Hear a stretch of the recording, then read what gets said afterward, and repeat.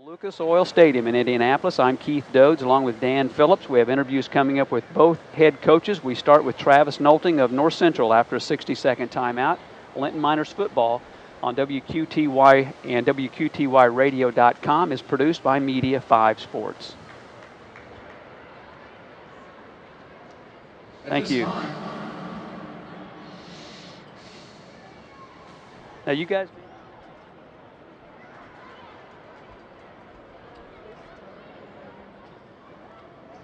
At this time, we would like to honor our 2012 senior athletes and parents. Jackson Bonert. Jackson's the son of Ernie and Drew Bonert. Football 4 years, letter 2 years.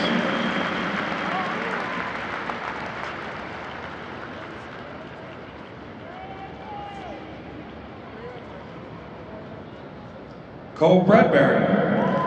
Cole is the son of Lisa Bradbury and Derek and Jenny Bradbury. Football 4 years, lettered 4 years. Second team all-conference sophomore year. First team all-conference junior year. Receiver award, sophomore and junior year.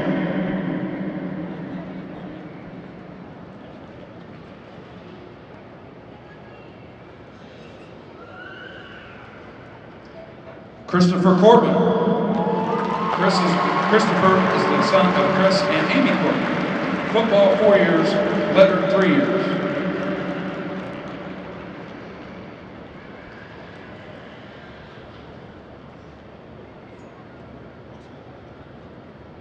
Dylan Deisher. Dylan is the daughter of Bill and Becky Deisher.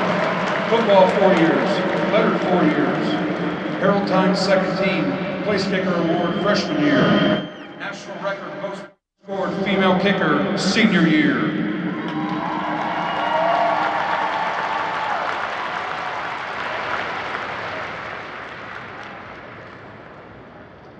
Hayden Flath. Hayden is the son of Lydia Flath and Brandon and Samantha Flath. Football 4 years, lettered 4 years. Captain senior year. Second team all-conference junior year. Linebacker award junior year.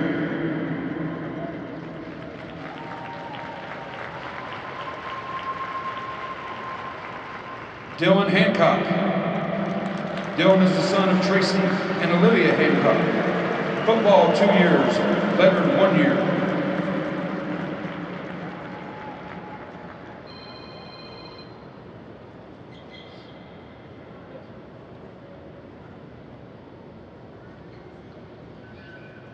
Coy Kaiser.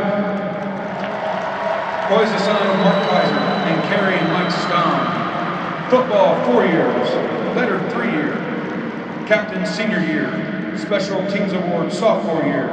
Defensive back, junior year. First team all-conference Southwest 7, junior year. Harold Times, all-area first team offensive back, junior year. AP first team all-state defensive back, junior year.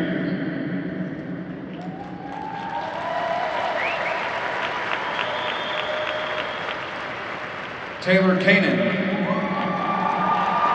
Taylor is the son of David and Bobby Joe Kanan. Football 4 years, lettered 4 years. Blue Face Mask Award, junior year.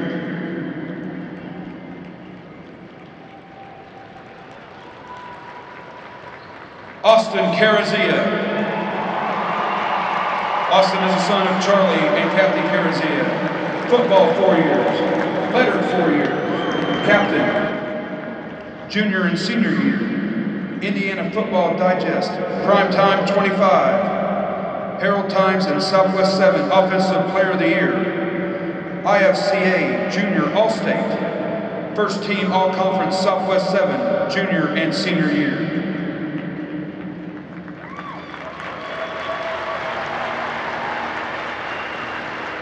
Ethan Lannon. Ethan is the son of Joe and Kelly Lannon. Football 4 years, lettered 4 years. Captain Junior and Senior Year. Blue Face Mask Award, sophomore, junior, and senior year. Southwest 7, defensive MVP, junior year. Second team All-Wabash Valley defense, junior year. All-State honorable mention, junior year. Harold Times first team All-Area defense, junior year.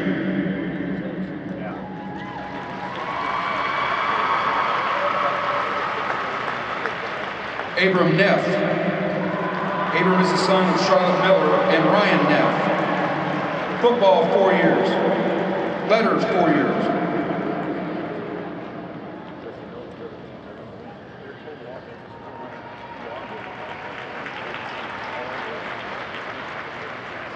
Now for cross country, Cole Riggleman.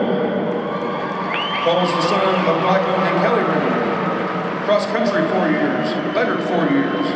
Captain, junior and senior year. Bob Bradford Award, sophomore and junior year. Most valuable runner, junior year. All Greene County, junior and senior year. SWIAC All Conference, senior year.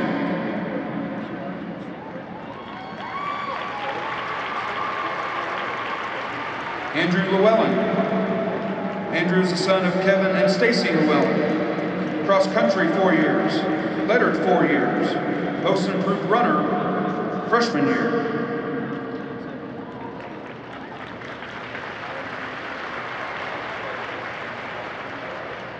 Cheerleading, Haley Young. Haley is the daughter of John and Heather Young. Cheerleading, 4 years. Lettered, 4 years. Captain, senior year.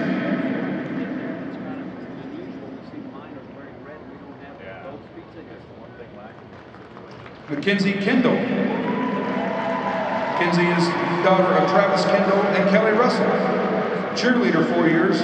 Lettered, 4 years.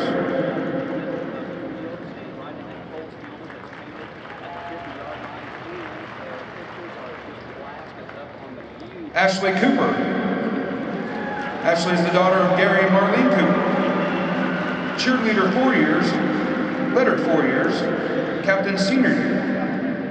All-American nominee, junior year. All-American, senior year. And for volleyball, lettered, 4 years.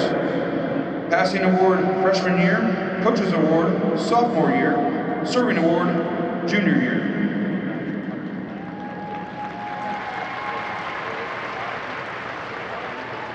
Courtney Barnes. Courtney is the daughter of Tim and Kim Barnes. Volleyball, 4 years. Lettered, 4 years. Varsity Kills Award, freshman year. Herald Times All-Area Second Team, freshman year. Herald Times All-Area First Team, sophomore year. Blocking Award, sophomore and junior year. Passing Award, sophomore and junior year. Greene County Daily World All-Area Team, sophomore year. Kills Award, junior year. SWIAC All Conference, freshman, sophomore, and junior year.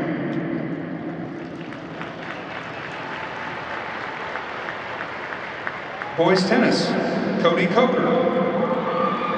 Cody is the son of Marty and Jamie Coker. Tennis, 4 years, lettered, 3 years. Captain, junior and senior year. All SWIAC, sophomore and junior year. Undefeated SWIAC season, senior year. MVP, junior year.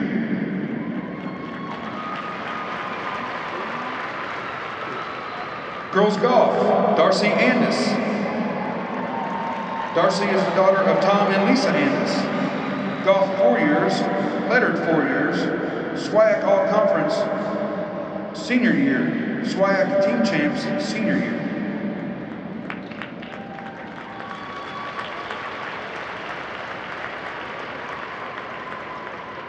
Katie Wells. Katie is the daughter of Tom and Stacy Wells. Golf, 4 years. Lettered, 4 years. SWIAC All Conference Champs, junior and senior year. SWIAC Gold Medalist, senior year. SWIAC Team Champs, senior year. Let's give these athletes and parents a big round of applause.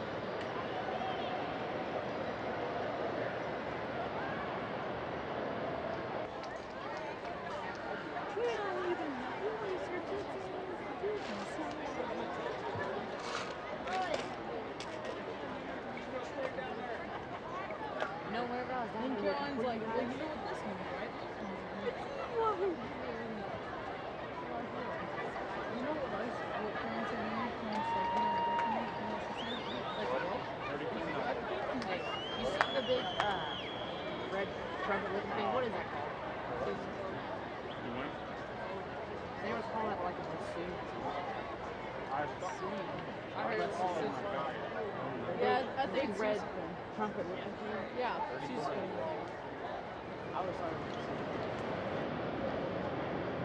My name is Jeff Doris, owner and pharmacist at Linton Family Pharmacy. Our area has been recently stricken with an acute exacerbation of what can only be described as Linton Miner football fever. We here at Linton Family Pharmacy have been tirelessly working on a cure for Linton Miner football fever. You have a fever, the only prescription is more cowbell. Show your team score by filling your cowbell prescription today. Free, only at Linton Family Pharmacy.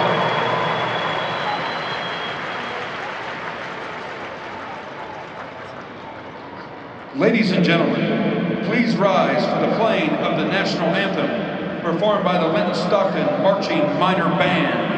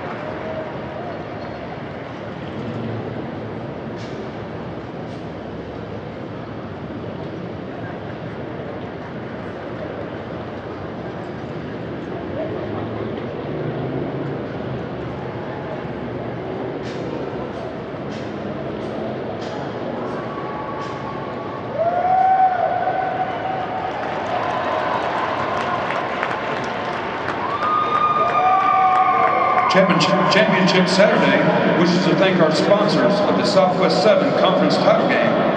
Thank you, Main Source Bank, Greene County General Hospital, Goodman Heating and Cooling, Greene County Daily World, Sullivan Community College, and Western Indiana Utilities, and Anderson Poindexter.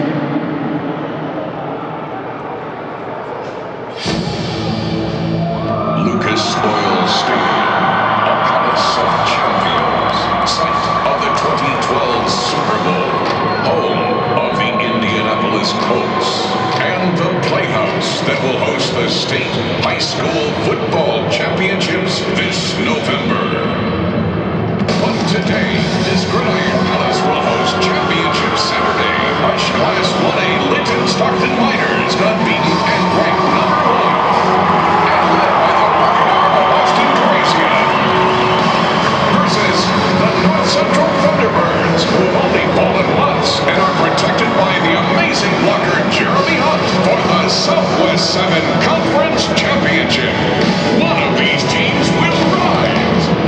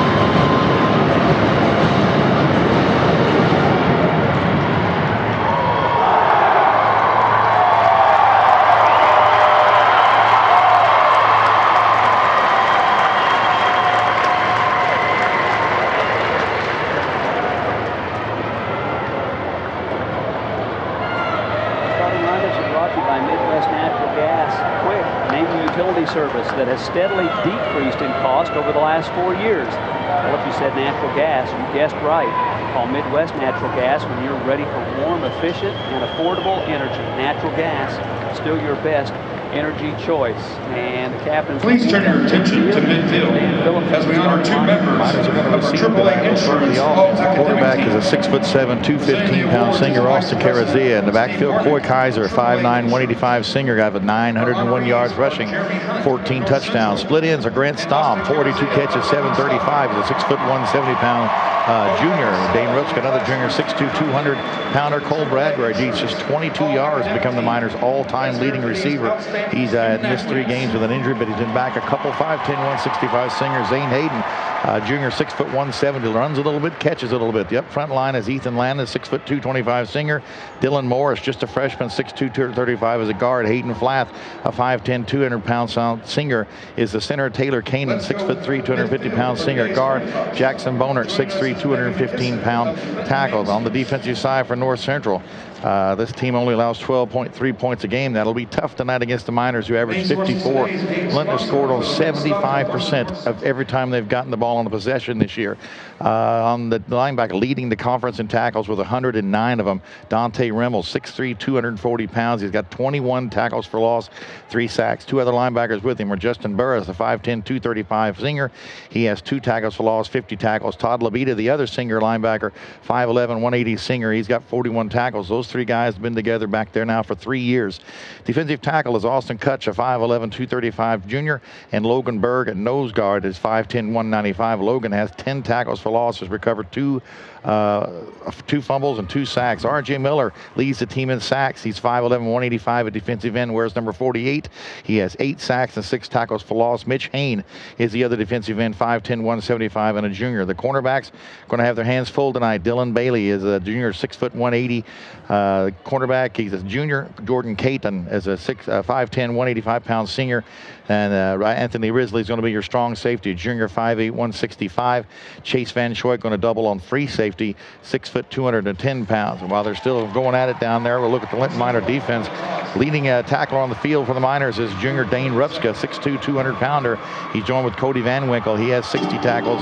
He's 6', 205. Strong linebacker Zane Hayden is 6', 170. A junior Abram Neff, 5'9", 170. Singer, the outside linebacker. Defensive ends are Lannon and Bonert. Black Means Creek checking and savings accounts. 5'8", 255-pound junior Wyatt Franklin. The defensive backs have been great for the Miners. 14 interceptions among all of the Miners. Cole Bradbury, he's got 2 of them and scored touchdowns on both of them. He's 5'10", 165. Grant Stamm has 4 interceptions total. Coy Kaiser, he has 4 interceptions as well. Those 3 guys, if they can catch the ball on the defensive side, they are going to be a threat to score every time. And hopefully tonight they'll be playing the game of their life, Keith. Our kickoff is brought to you by Bob's Swit City. Kick off your evening tonight with help from Bob's. Why cook when you can have your favorite pizza from Bob's, including their famous Farouk with all the toppings. They've got stromboli, other sandwiches, plenty of specialty pizzas and side items to go along with everything. Call Mike or Amy at Bob's, 659-BOB, 659-2623. They'll have it ready when you get there. Open tonight at 4 o'clock. The Miners will receive. They're in their home reds, red tops, red bottoms, blue numbers, white trim, red helmets with a white L on each side. They're down to our left. This is the first time we've ever broadcast a Linton football game. We've got the Linton crowd right below us, Dan. We're on the same side. Never thought of that. The North Central crowd is on the other side. Their team is in all white, white tops, white bottoms, blue green socks up over the calves, green helmets, green numbers, some white trim. They're going to kick off from right to left, and the Miners are back to receive. Big Copeland kicking off. They've got that Michigan-style helmet with the white stripes. Right, like a Wolverine. My last comment, Keith, is North Central has nothing to lose in this game. They have nothing to lose. People are expecting them to not win this game. They can come out full bore. There's the old fakearoo where they run up to the line, act like they're going to kick and come back. Copeland, number 44, is going to be the kicker. And we are underway. It's a high end over kick, driving Hayden Flath back. Kick is going to go out of bounds. So that's a penalty. And the Miners will probably take it rather than have North Central kick over again. Yeah, it looked like they had Dieball back to receive along with Hayden Flath rather than Kaiser. It was Dieball. I see Dieball is still out there. You're right. Well, they're not going to kick to Kaiser unless they move. Coy's out there. He's just one of the up guys. Yeah, see, they're moving him around. I see. There can't be more than a half a dozen people left in Linton. Yeah. What a huge turnout. This is really impressive, the number of Miner fans here. We've got to have at least 2,500, maybe 3,000 Miner fans down below us. Maybe the only negative maybe would be some of the old timers that sit down in that end zone. But you got to figure there's a way they got here somehow. Yeah. We're going to make them kick again, Keith. And it is Dieball, the freshman, one of the deep backs, along with Zane Hayden. They're back at their own 25-yard line, down to our left. Their coaches have certainly had to have spotted that. If you're going to kick it somewhere, kick it to the freshman. Here we go again, Keith. They're going to kick it one of these times like that. Yeah, they run up to the line like they're going to all kick it as a group, and then they spread out. They'll kick it again. A little razzle-dazzle there. Kicking from the 35 now. It's a high kick, and it may go out of bounds again. It's going to go out of bounds. They're kicking over there to Hayden, and they kicked it out of bounds again. I can't figure out why somebody hasn't said, hey, let's kick to the other side where the freshman is at. Maybe they don't realize he's back there. They think it's normally the spot where Kaiser is. So Steve Weber throwing a little bit of a wrinkle in here perhaps. Trying to kick away from who they think is Kaiser, only to kick it to Hayden, who's every bit as much an open field runner as you can get. And now, heck, we're going to have our third kickoff. Right. We haven't had a second come off the clock. Well, we'll remind you, our broadcast brought to you by your friends at Southside Express in Linton. Southside Express is locally owned and operated, and by the Old Bank Restaurant in downtown Linton, where blue jeans to business suits are welcome, serving sandwiches, steaks, and a whole lot more. Open Friday and Saturday nights. The Old Bank Restaurant on Main Street, open from 5 until 10. I'm Keith Dodds with Dan Phillips. You're listening to WQTY Linton, and this is the third attempt. And they've got it on the right hash, too. You notice that? They're not kicking from the center of the field. They're way over on the other side. The right hash mark from Lucas Oil Stadium.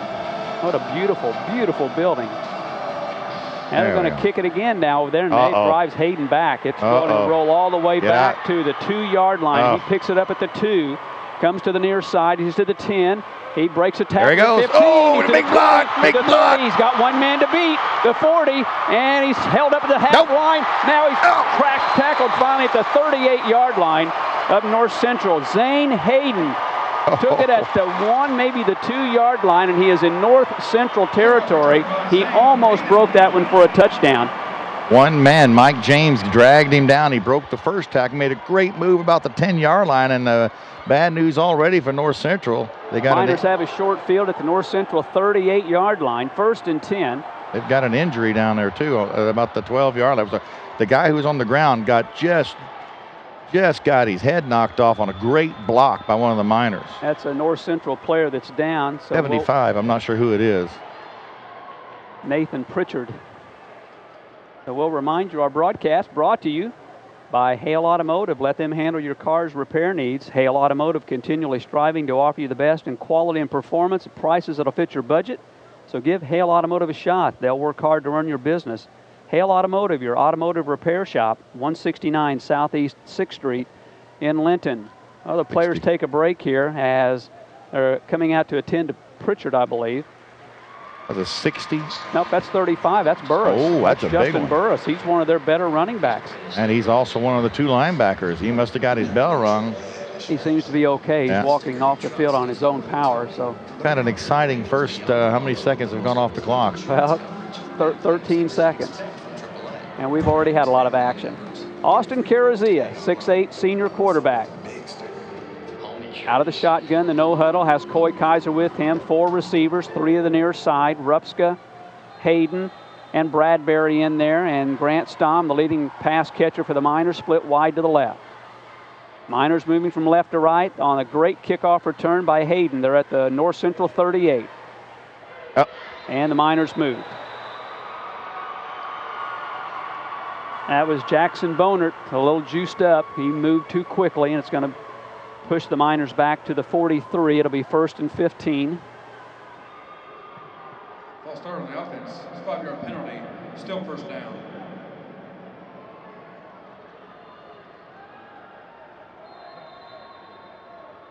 First play from scrimmage of the football game. Same set for the Miners. Man in motion is Hayden to the far side. The give is to Kaiser right up the middle. He takes the football to the 41-yard line, picks up 2. 2nd and 8 coming up for Linton. I'm sorry, 2nd and 13. It was 1st and 15. So 2nd and 13 for the Miners.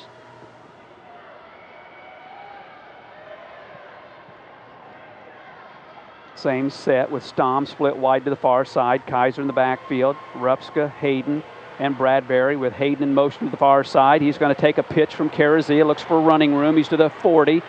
Cuts it over to the far side. Gets another yard down to the 39. So a short gain on the play. The North Central defense has been up to the challenge pretty good there thus far. It's going to bring up 3rd and 9. Sorry, 3rd and 11. Played about a minute. 32. I have to think that the Miners would be really in kind of 4-down territory already. I think so. At this point in the football game, even though it's early, they're at that point of the field. Here's Carazia back to pass. Has protection, throws it across the middle. Wide open, Bradbury to 20. He's run out of bounds at the 17. 1st down, Linton. Cole Bradbury with the catch. Wide open, too. His 22nd reception of the season.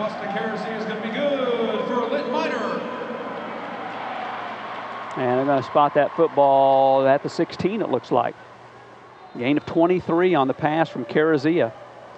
So you say Austin's getting close to 100 touchdown passes. Yeah, he had 95, and Bradbury just needed 22 there to be able to get to all-time. Empty backfield, 5 receivers. There's a man in motion. Hayden, he's going to take a little pitch from Carazia, and he's hitting the backfield. He breaks the tackle. He's still going to lose a couple of yards back to the 17 or 18-yard line. The defense for North Central is proven that they're going to be staunch up there. Just that one pass play, he got down to the 19. It's going to lose 3 on the play, so 2nd and 13. North Central with just 1 loss this season. That's to undefeated North Vermilion, which is a top 10 ball club, coached by their former coach, Brian Crabtree. Yeah. Boy, has Travis Nolting done a tremendous job, 2nd-year head coach. Carazia has Kaiser in the backfield with him. 3 receivers to the far side. Austin looking that way, throws to the end zone. Caught for a touchdown. Grant Stom hauls it in. Touchdown Miners on the pass, the 96th of Austin Carazia's career, and for Grant Stom, his 11th touchdown catch of the season. That's what you like to see, Keith. Like I say, the defense, they did well against the run in that series, but when it comes down to the pass, they're selling on the run, and we got 2 guys wide open, and that one was a perfectly placed ball by Carazia, and the Miners strike right off the bat. Miners leading 6-0. Dylan Deisher, who is 41 of 48, kicking extra points this season, the little blonde senior. Out of the hold from Hayden Flath. The kick is on the way, and it's good. And on the Graver Post Building scoreboard, 9:49 left in the first quarter. The Miners 7, North Central nothing. Back in 30 seconds. This is a Media 5 sports production.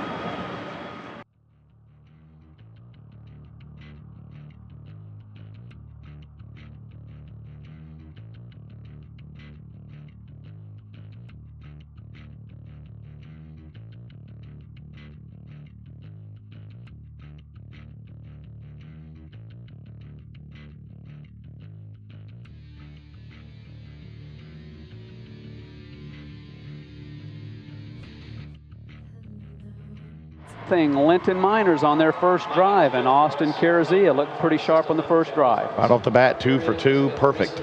Start off with a great return from Hayden. What can only be described as Linton Miner football fever. We here at Linton smell that stadium food starting to drip into the press box. Yeah. I knew you were thinking it. I'm smelling hot dogs and burgers. You have a fever. The only prescription is... It's going to be Josh White. The Miners really have settled in on Josh White as being their kickoff guy. Of course, the Miners don't put Dylan Deisher, the little girl out there that kicks the extra points, because then after she boots it, she's got to turn into a defensive player. At her size, she could really take a pop. Nice kick, end over end. They'll track back. It's dropped by Van Schoik. He picks it up at the 5, up the middle of the field to the 15, hit and dropped at the 16.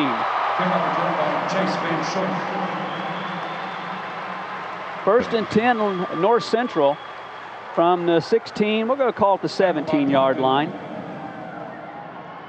They'll move from right to left, wearing their all whites with green numbers, green helmets with the white Wolverine like the University of Michigan trim. They really have to answer here, and we'll see what the Miner defense is going to do. They've run some wishbone, haven't they? Yeah, that's their main thing is a wishbone. They've got the 3 guys in the backfield. And it's just a full house backfield at this point. Yeah. Dylan Bailey going to give the ball to Burris, and he's hit at the line and dropped. Maybe a loss of 1 on the play, back to the 16. The Miners are going to be all over this. You recall last year we stuffed them the first 4 drives, 3 and outs, and they had to go to the pass. But I suspect they will throw something out in that flat to keep our backers honest a little bit. Is Van Schoik even out there? They're leading ground gainer. I guess he's the middle back. Yes. Dylan Bailey, junior quarterback, over center. Gonna run the option play. He keeps it over to the far side. He's out to the 20-yard line and run out of bounds. They're going to pick up 4 on the play. It's going to be 3rd and long for North Central out to the 21-yard line, a pickup of 5. That's the thing. We haven't run into a team with 2 viable 1,000-yard rushers yet, and that's 2 things you got to worry about. Well, the fans get the replays on the big jumbotron also. That helps me out deal. too. I'm glad you said that. We can see that too. North Central does not huddle. They run a no-huddle offense. They'll look at their wristbands for the play. A big play for them, 3rd and 6. Again, not a full-bore wishbone, but they'll run the offense like that. Bailey, hands to the first man through and going to go nowhere. Maybe a yard on the play to the fullback. I believe that's Van Schoik. 20. It was 21 was the ball carrier, Chase Van Schoik, his first carry, and North Central will punt the football. Nice job by the Miners inside. Looks like going to be Bailey. Dylan Bailey, the quarterback, will punt. And going back around midfield is Coy Kaiser, set to receive right smack dab in the blue horseshoe that's painted in the middle of the football field here. Well, I sure can't imagine him kicking the ball to him. 4th and 5. Bailey boots it away. Terrible. Short kick. Terrible. Squibbed it off the side of his foot. It does take a North Central roll, and it bounces out of bounds at the 42-yard line of North Central. So again, the Miners started at the North Central 38 for their first drive, the 42 on their second drive. They'll have it on the Graber Post Building scoreboard, leading 7-0. These shirts come in your school colors. Where is the scoreboard? I guess they're at the ends of the field here. Yeah, I was having trouble. Yeah, there we go. 7:38 left in the first quarter, 7-0 Miners. Moving from left to right. Playing for the championship of the Southwest 7. 4 receiver set. Here's a give to Kaiser up the middle. He's to the 40 and across the 40 down to the 38. Picks up 4, 2nd and 6.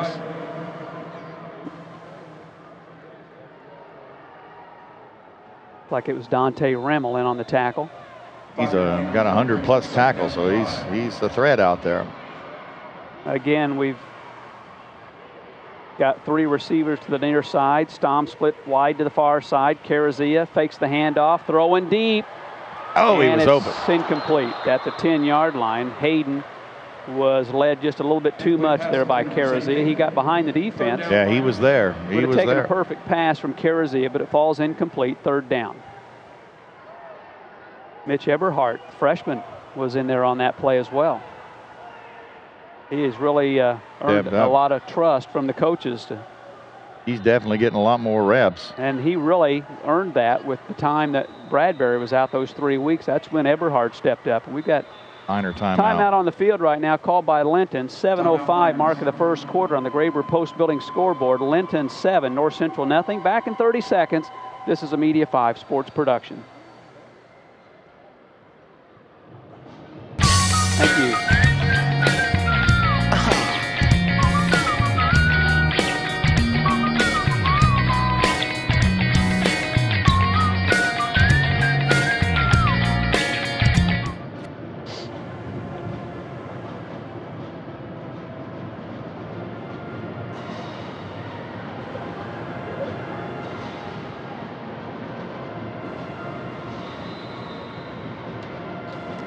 Well, our broadcast brought to you by Francis Jewel Box in downtown Linton. Make sure you design a class ring that represents you and your personality.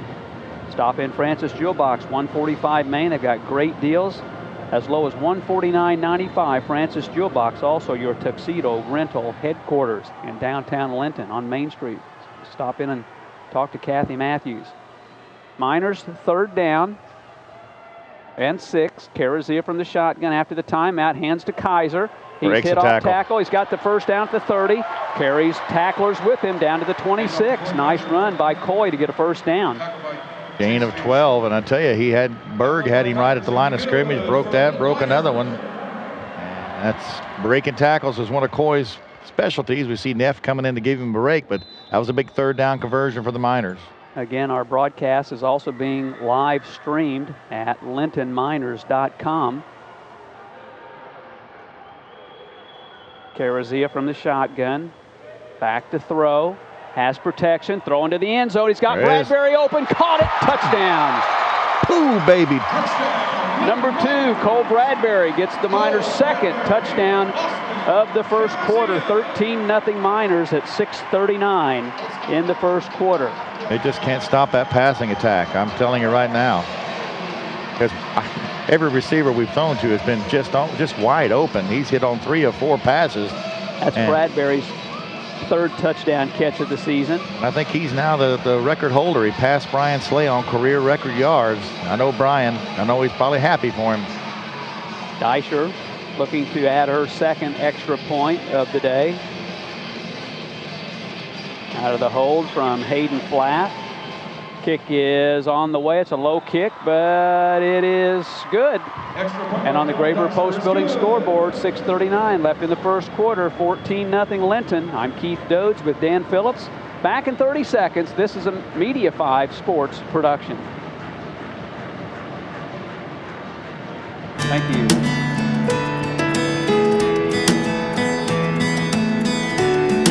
Couldn't know my computer would mess up. It's a great game. Just messing up. Well, I can keep North Central's, but I'm having trouble with ours. I'm doing it on paper right now.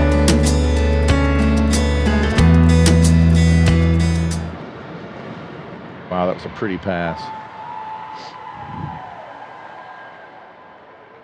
Well, 14-0 as the Miners have scored on touchdown passes from Austin Carazia.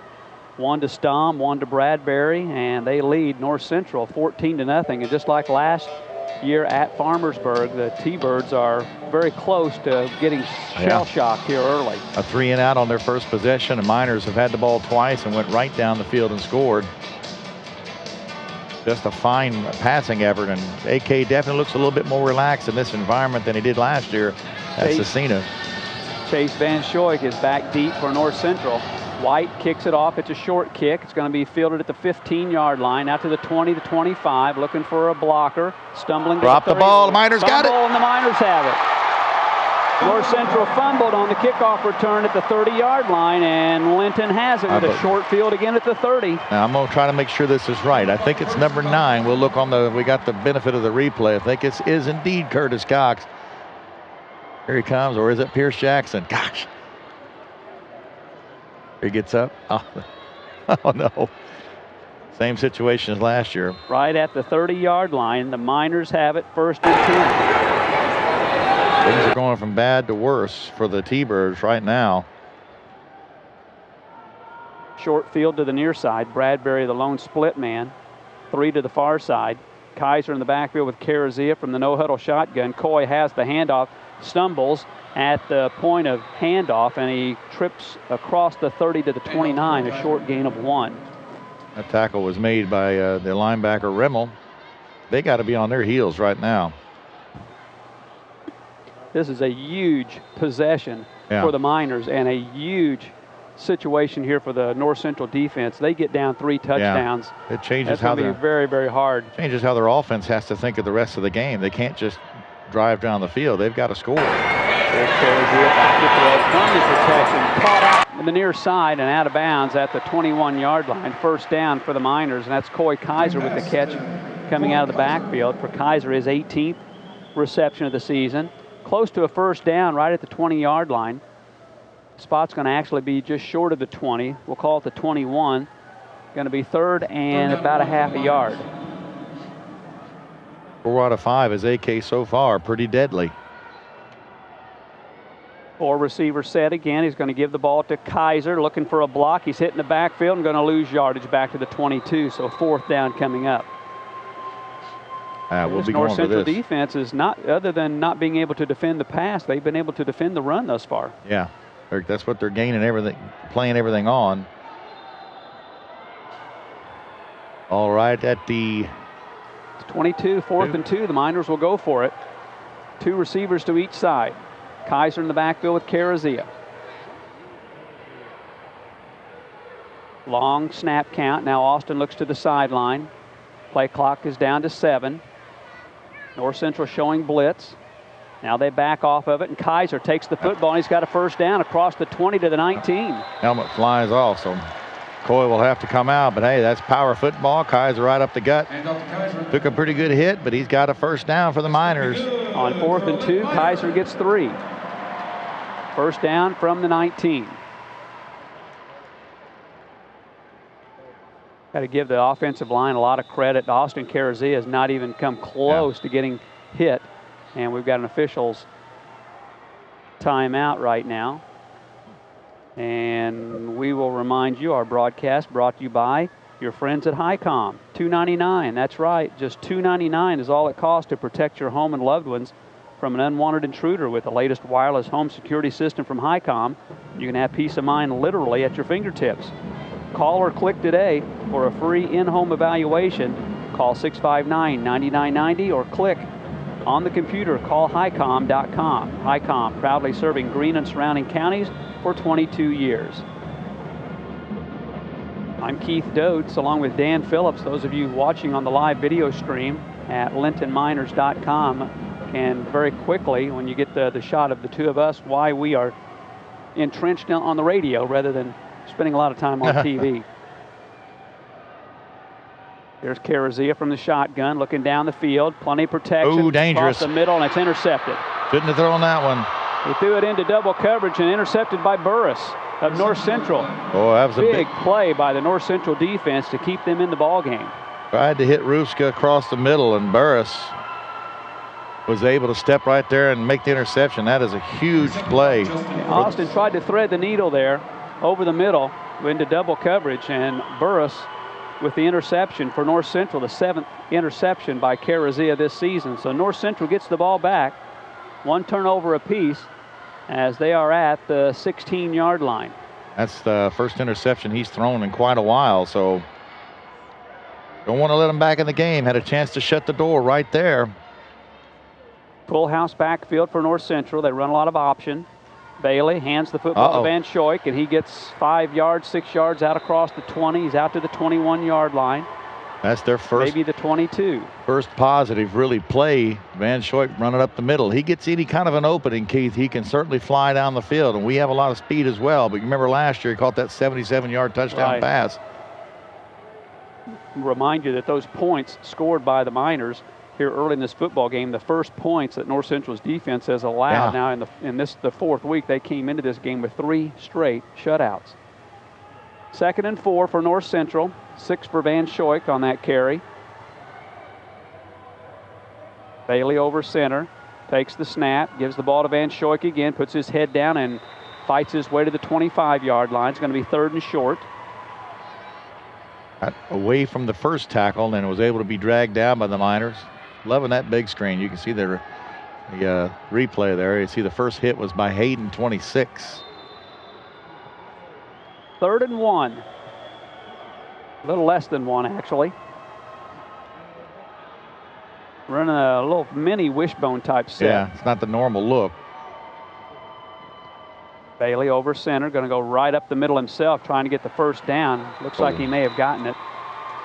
Didn't have much to go, as you said.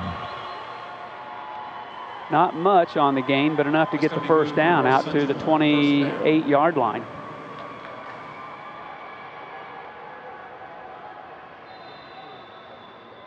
Well, that not stopping the Miners on that interception, Keith, was huge. 21-0 is a lot bigger of a hole than 14-0 in the first quarter. Now they can still come down there, drive, and if they can put points on the board, it makes it a 1-touchdown score. 2:45 left in the first quarter. 14-0 Linton. Here at Lucas Oil Stadium, championship Saturday. Southwest 7 Conference at stake as Burris will take the football this time out to the 30. Nope, that was Van Schoik again. Sorry. They haven't. They keep giving it to him and not faking that pitch outside. Sooner or later, that pitch is going to come outside. Nice tackle by Cody Van Winkle, number 45 for the Miners. Clock down to 2:10. North Central started this drive at their own 16. They're at the 30. Play clock is down to 7. As Bailey looking over to the sideline, getting the play from his coach, and now going to have to call a timeout. 1:56 left in the first quarter. Timeout North Central on the Graber Post Building scoreboard. 14-0 Linton. Back in 60 seconds. This is a Media 5. Hello, my name is Jeff Doris, owner and pharmacist at Linton Family Pharmacy. You may not be aware, but our area has been recently stricken with an acute exacerbation of what can only be described as Linton Miner football fever. Symptoms may include heightened school spirit, seeing red and blue, uncontrollable clapping, and an urge to decorate your car with paint. We here at Linton Family Pharmacy have been tirelessly working on a cure for Linton Miner football fever. After tireless hours of research and development, we have finally reached a breakthrough. My fellow citizens, you have a fever. The only prescription is more cowbell. The use of more cowbell has not been evaluated by the Food and Drug Administration. This product is not intended to diagnose, treat, cure, or prevent any disease. Second down for North Central after the timeout. Over center, Dylan Bailey, junior quarterback. Runs the option.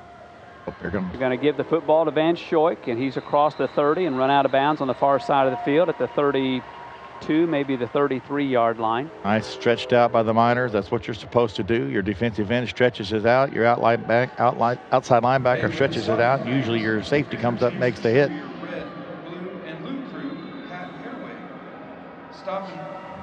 It does take a lot of time off the clock when they run this type of offense, so and that's probably what they need to do. Down to 1:25 on the clock. 3rd and 5. We got to get to the 40 to the 38-yard line. From the 33, Bailey hands the ball to Van Schoik. He's hit right at the line of scrimmage, falls forward for a yard. That's it. So right off the bat, hit from the down inside lineman. Rupska was one of the guys that was in on the tackle. Pretty safe bet. You can say Rupska on every play and just about get who it was. But that was a big 3rd down stop. Again, a 3rd and 5, and they're going to have to punt. Coy Kaiser drifts back to his own 38-yard line. Bailey, the quarterback, back to punt.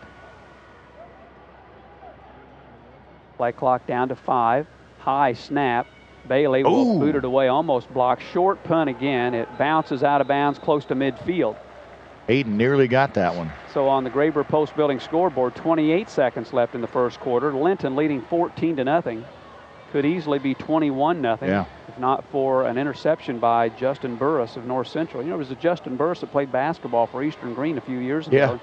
Actually is either the coach or an assistant coach at Alney Central, I believe. And we've had Burris's in Linton. We had a great linebacker for the first few years I did radio. So lots of Burris's. Miners again in North Central territory.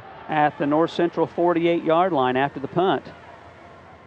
Carazia back to throw. Throws to the near side. It's incomplete. Intended for Hayden. Would have been a 5-yard catch. Incomplete pass intended for St. 2nd down and 10 with 25 seconds left in the quarter.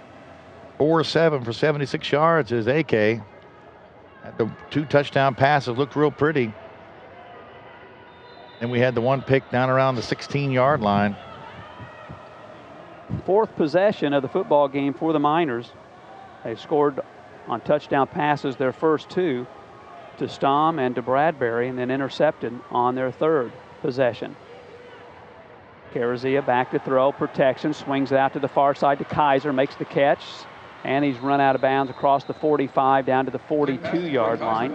That'll stop the clock for one more play, at least with 19 seconds. And Choate got out there quick. You can see that's what they're going to do. Two good athletes against each other. That ball went down about the 43-yard line, 42-yard line.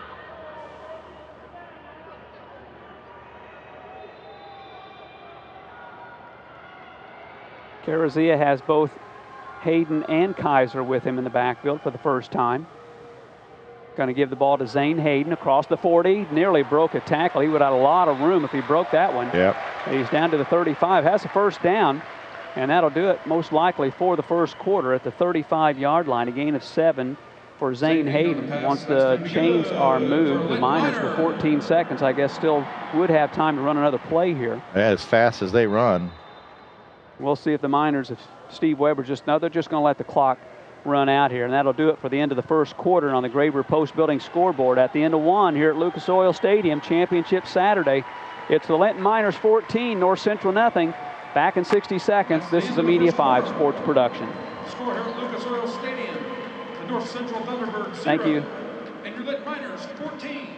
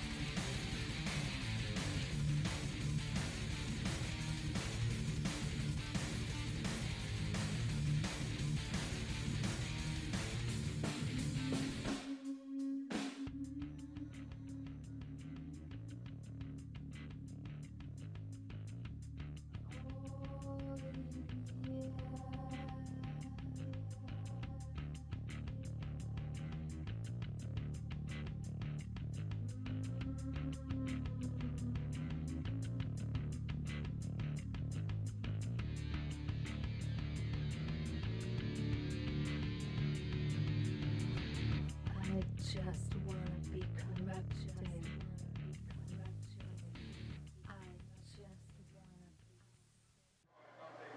As the Miners using Coy Kaiser a lot today. He has. He's had 6 carries already, and now that's the 3rd time he's caught a pass. Miners, of course, run that no huddle. Carazia out of the shotgun. We'll probably see that change next year. Yep. Kaiser in the backfield. He takes the football from Carazia. Hit at the 32 and falls forward to the 30-yard line. Again, a gain 3. It's going to be 3rd and 5 for the Miners.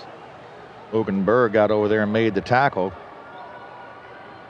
Definitely an improved North Central defense, because last year we were able to pretty well run at will. Just hard to defend a Class A team that has both the pass and the run going for them. Dylan Morris, a freshman down there on the line.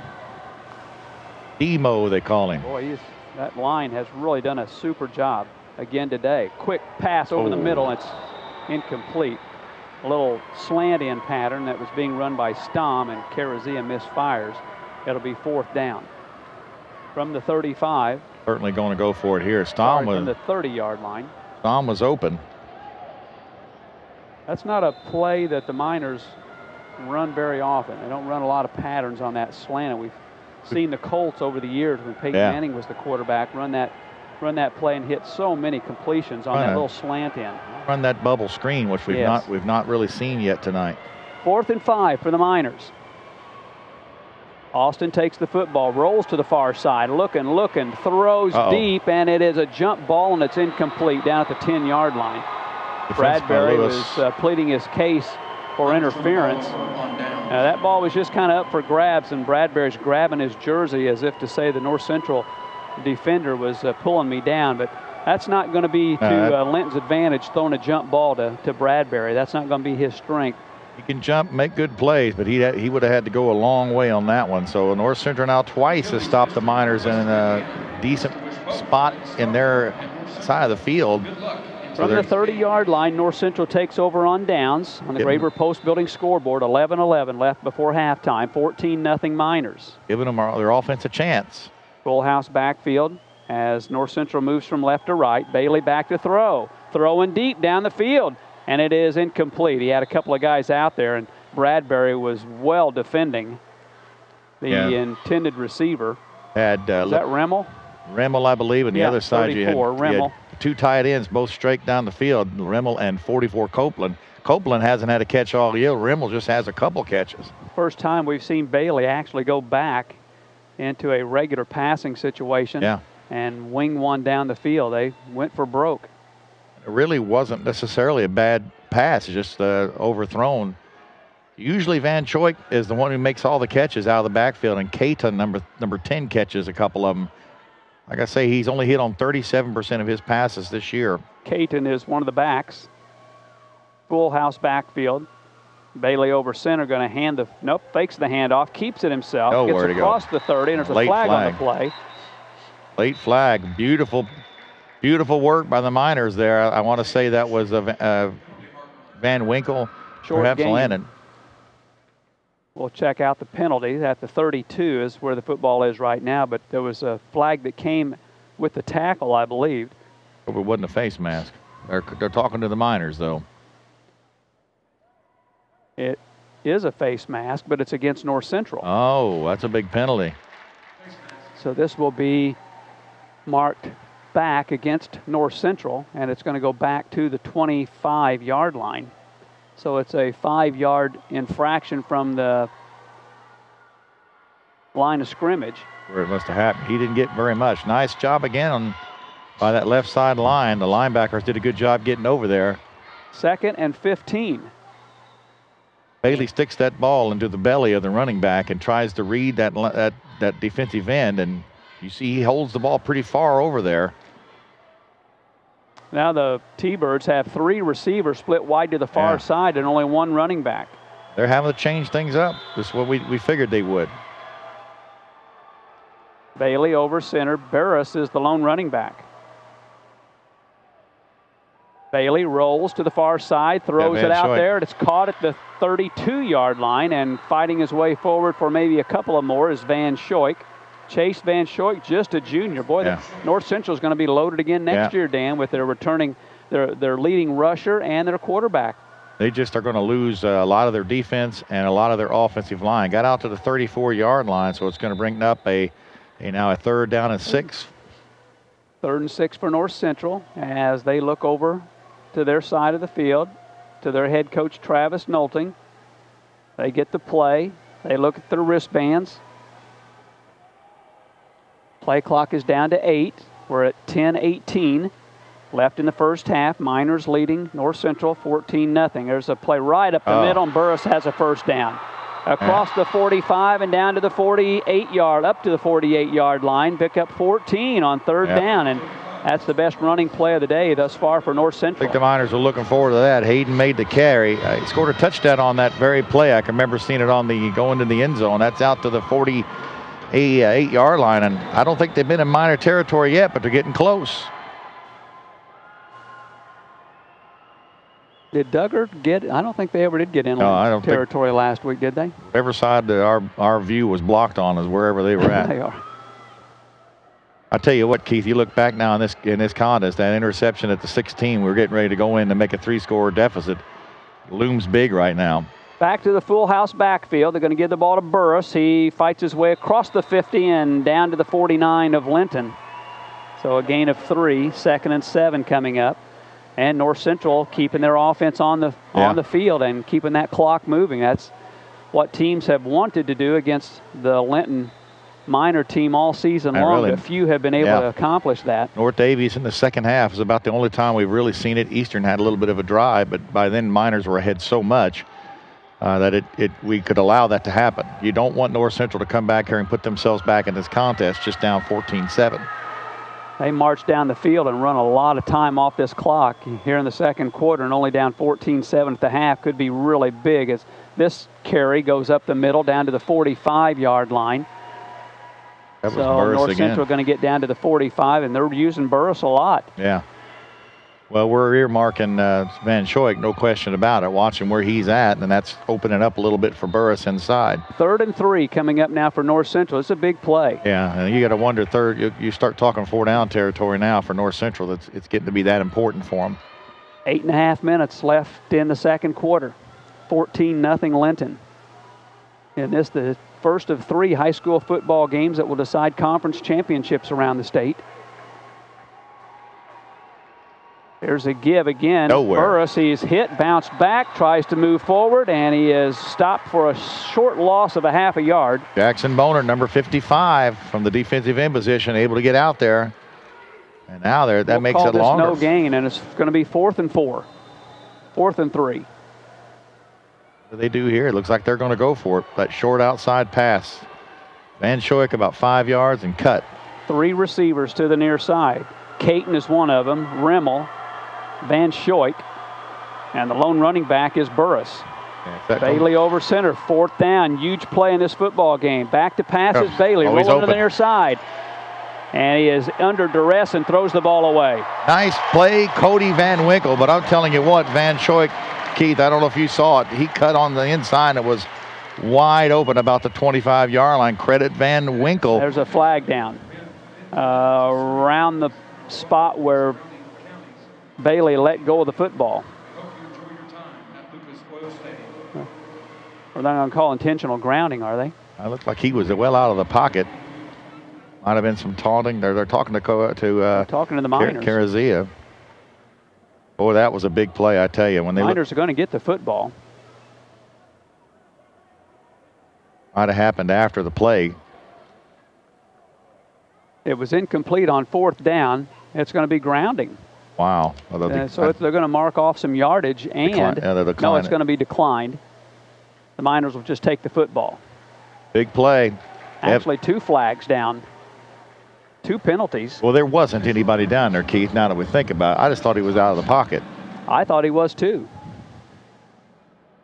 So finally, when things are all fashioned out here, the Miners are going to get the football at their own 45-yard line. 1st and 10 with 7:37 left to play in the first half, leading 14-0. That's the best drive North Central has had. Made a little bit of noise that time. Miners playing the T-Birds for the Southwest 7 Conference Championship at Lucas Oil Stadium.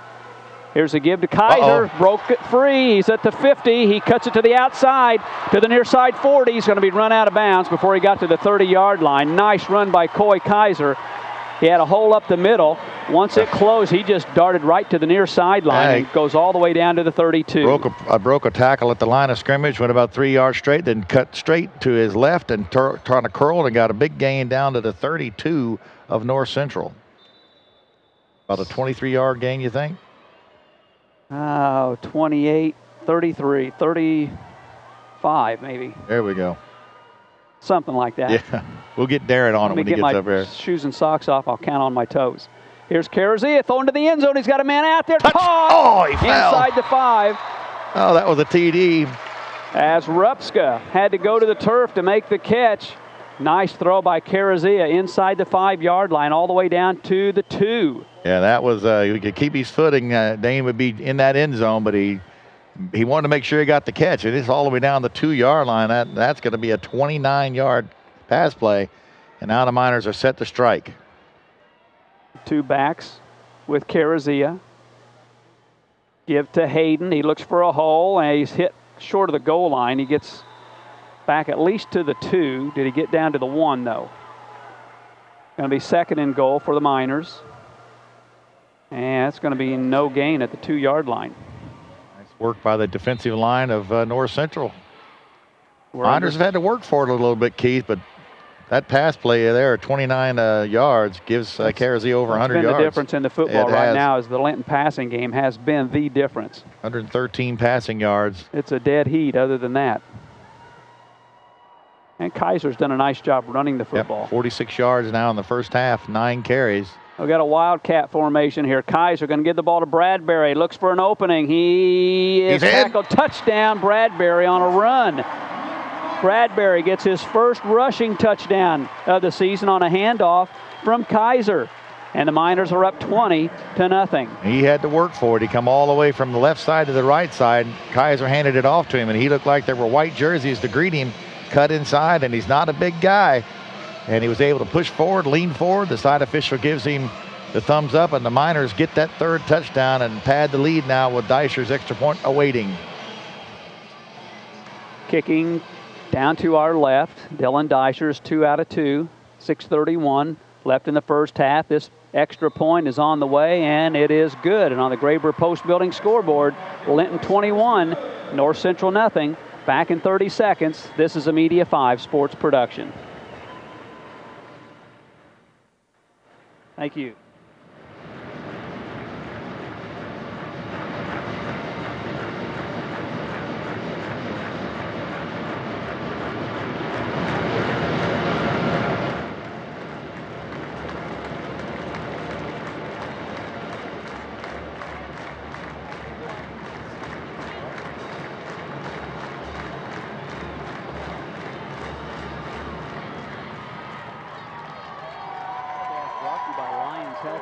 Center, offering a highly skilled professional staff available 24 hours a day in a comfortable, compassionate environment. Retirement living has never been better. Contact Lions Health and Living Center for a personal tour.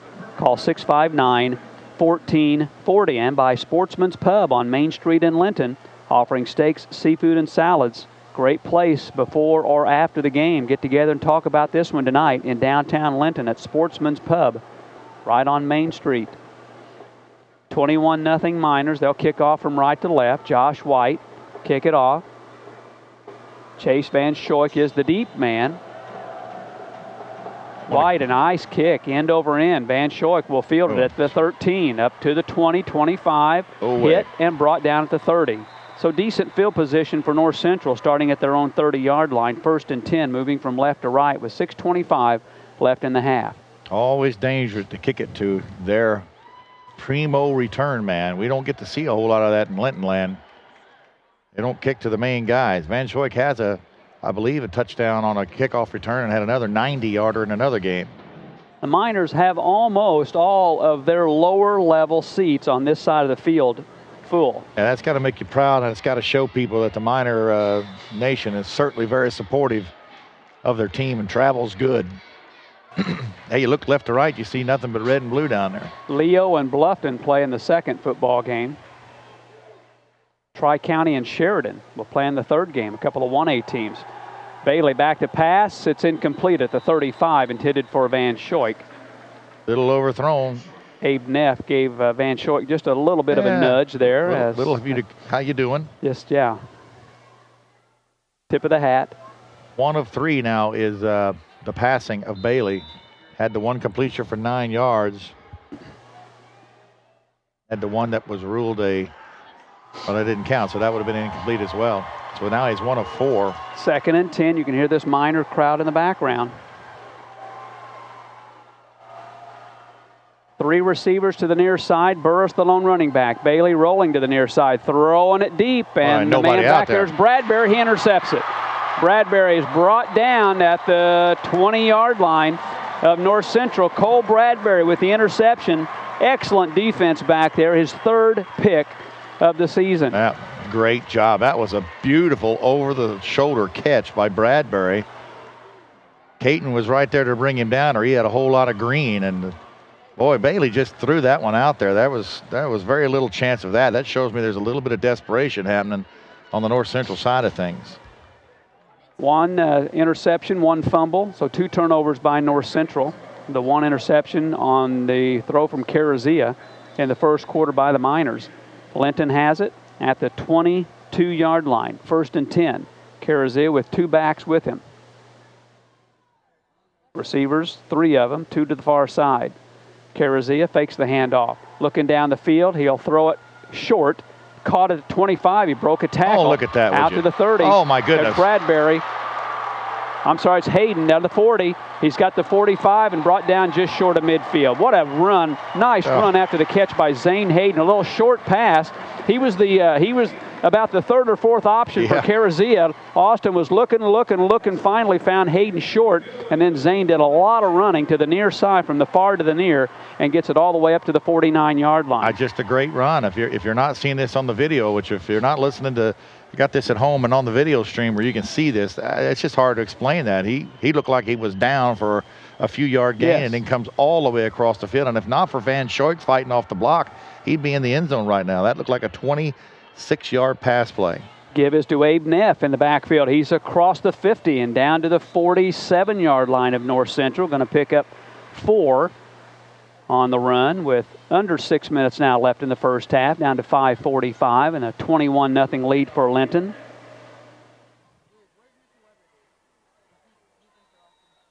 From Neff, one of those seniors.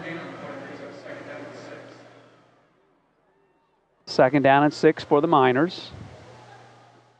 Off the 4-yard run by Abe Neff. Abe hasn't run the football a ton this year. That's just his 14th carry. 2 running backs with Carazia. Going to get, it's a double handoff to Stom. He takes it to the far side. He's got a lot of room to run. The 40. He's got a blocker. He's down to the 25, the 20. Cuts it back inside to the 15 and brought down at the 15-yard line. A double handoff and a reverse there by Stom. Haven't seen that play all year, Keith. You just got to know that one was been bottled up all this time. Jackson Bonert was lumbering down in front of him, trying to get to number 13, and Stom tried to cut it back. The ball is down inside the 15, maybe right at the 15-yard line. That is a 33-yard gain. Against most of the teams the Miners have played this year, that would have been a touchdown. Yeah. Credit North Central's defense for keeping the Miners out of the end zone and forcing Stom to cut it back to the inside.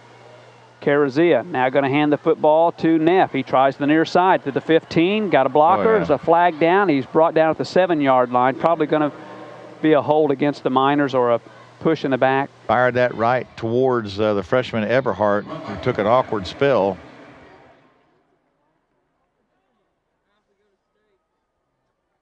The officials are huddled up around North Central, so this one's going to come back. Flag is at the 10-yard line, so someone's going to get credit for 5 yards. Neff will get that carry. Eberhardt looking like he's trying to stretch out a little bit down there. Must have been an awkward hit. It's coming back, looks like 10 yards to the 20. So it's going to be 4th and 15. Got it first and 20, 1st and 15. Miners got to go to the 5-yard line for a first down. Leading 21-0, 4:50 left in the first half. Carazia with 2 running backs gives the ball to Hayden. Stretches it out to the far side to the 20. Nice got a run. block to the 15, brought down at the 14. Gain of 6.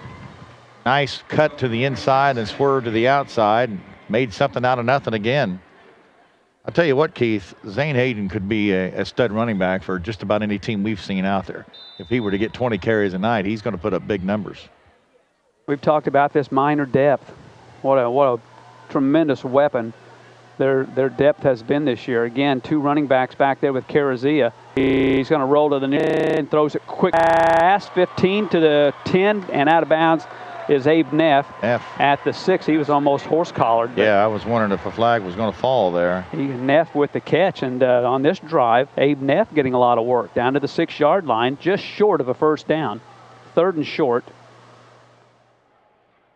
Another 9-yard pass play. Hey, Neff's getting quite a bit of action here. 3rd and about 1.5 yards for the Miners. Already leading 21-0, and down to the 6-yard line again here against North Central. Shutting out the T-Birds. 21-0. In motion, Bradbury. The give, though, is going to be to Hale up the middle, and I don't think he got the first down. That was the Wildcat formation with Kaiser in at quarterback. They faked the handoff to Bradbury and gave it to Austin Hale. Mark it right at the 5. So and he is just about a foot short. 4th down. The Miners will go for it. This is a place where they could bring Deisher in for a field goal. Yeah. And I think if we were a little bit later in the game, you would see that. But it's just about a foot away, too. So we'll see if with Kaiser at the Wildcat here, Man in motion's Bradbury. Uh-oh. Coy looking for room to run. He's got the first down. Boy. But it wasn't easy. He made something out of nothing there. People just don't realize how much talent that takes. It looked like he was ready to be pretty well boxed up for a 2-yard loss, and somehow it squirts through. He's a strong kid. He's got a lower balance there. He's not a tall kid. He's able to squirt through. He's at the 4-yard line. It's 1st and goal now from the 4. That was all Coy Kaiser there. Nice penetration by the North Central defense. But Kaiser was able to just find enough of an opening. And we're going to have a timeout called here by Linton with 2:36 left in the first half on the Graber Post Building scoreboard. It's Linton 21, North Central nothing. I'm Keith Dodds along with Dan Phillips. We'll be back to Lucas Oil Stadium in 30 seconds. This is a Media 5 sports production.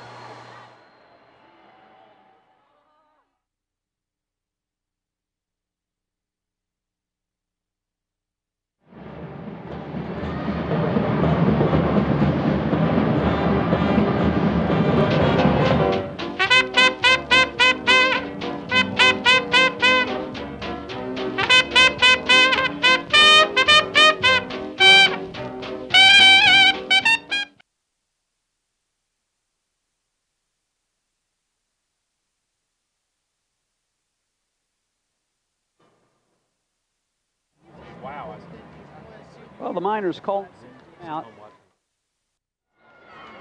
1st and goal from the 4. And Kaiser is still out there at quarterback. Has Austin Hale with him. We'll call this a Wildcat formation. Kaiser going to keep the football across the 5. Bulls his way down close to the goal line, and he's in. Touchdown, Coy Kaiser on a 4-yard run. For Coy, his 14th rushing touchdown of the season, and the Miners are beginning to really pull away here before halftime. Just 4 yards. That's 51 yards he's got in this first half on 11 carries. But again, I saw about 7 white jerseys. I thought he's not going to get to the end zone. Followed his backs, went right up behind him, and just kind of launched himself to the end zone. Just got in there by a little bit. I'm sure Sullivan would have wished that same call would have gone their way last night in that loss against West Vigo. Deisher out there to provide the extra point. Hayden Flath with the hold. On the way. And yes, sirree. On the Graber Post Building scoreboard, 28-0. Linton, 2:29 left in the first half. Back in 30 seconds. This is a Media 5 sports production.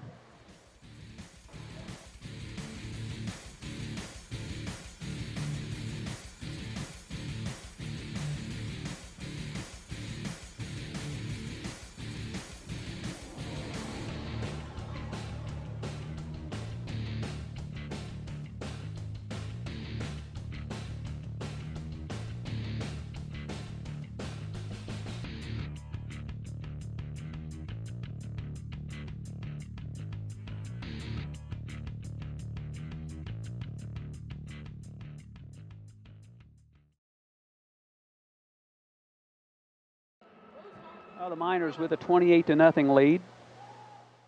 2:29 left in the first half.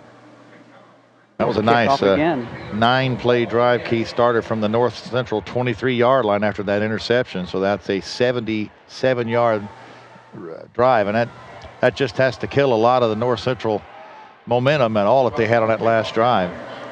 Don't forget, before or after the game, your local Linton McDonald's, proudly serving Greene County for 23 years. Try a McCafe. In fact, there's something for everyone at McDonald's. White kicks off from right to left, high kick, fielded at the 18-yard line, up to the 30, the 35, and finally brought down around the 37 or 38-yard line. That was Copeland? 44. Getting up a little slow. Now, you know, the Miner defense is concentrating on stopping Van Schoik. He's had such huge games. See how much he's got right now. He's got 6 carries for 16 yards. Burris has 5 carries for 21. He's done most of the damage. Van Schoik in one half had what, almost 500 yards? He had 300 something. Had 300 something in the first quarter, 480 something in the second. In one game. There's a big difference between Riverton Park and the Linton defense. 2:23 left in the first half. Back to the conventional look here for North Central. We've got a stoppage of play and a timeout called by the T-Birds. So we'll take another break. 2:23 left in the half on the Graber Post Building scoreboard. 28-0 Linton. Back in 30 seconds. This is a Media 5 sports production. Thank you.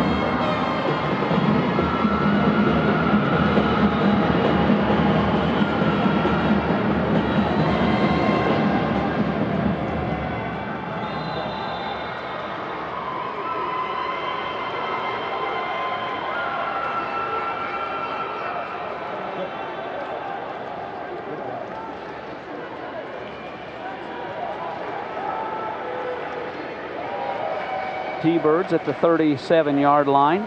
Bailey's going to give the football to Van Schoik. Opening is closed very quickly. Van Schoik gets out to the 40, and somebody's helmet popped off. It was Van Schoik's. Gain of 2. Good job again by the Miner defensive line. Looked like there was a big hole there at one time, but it sure closed in a hurry. Well, I think that's what normally that hole is there, and he's able to get through it. But what we're seeing is the Miners are sure tackling. You know, that those linebackers are making the stick and making the tackle, wrapping him up, so he doesn't have a chance to get out of that hole. If he does, that's where he gets those big gainers. 2nd and 8 for North Central. They don't have a whole lot of time.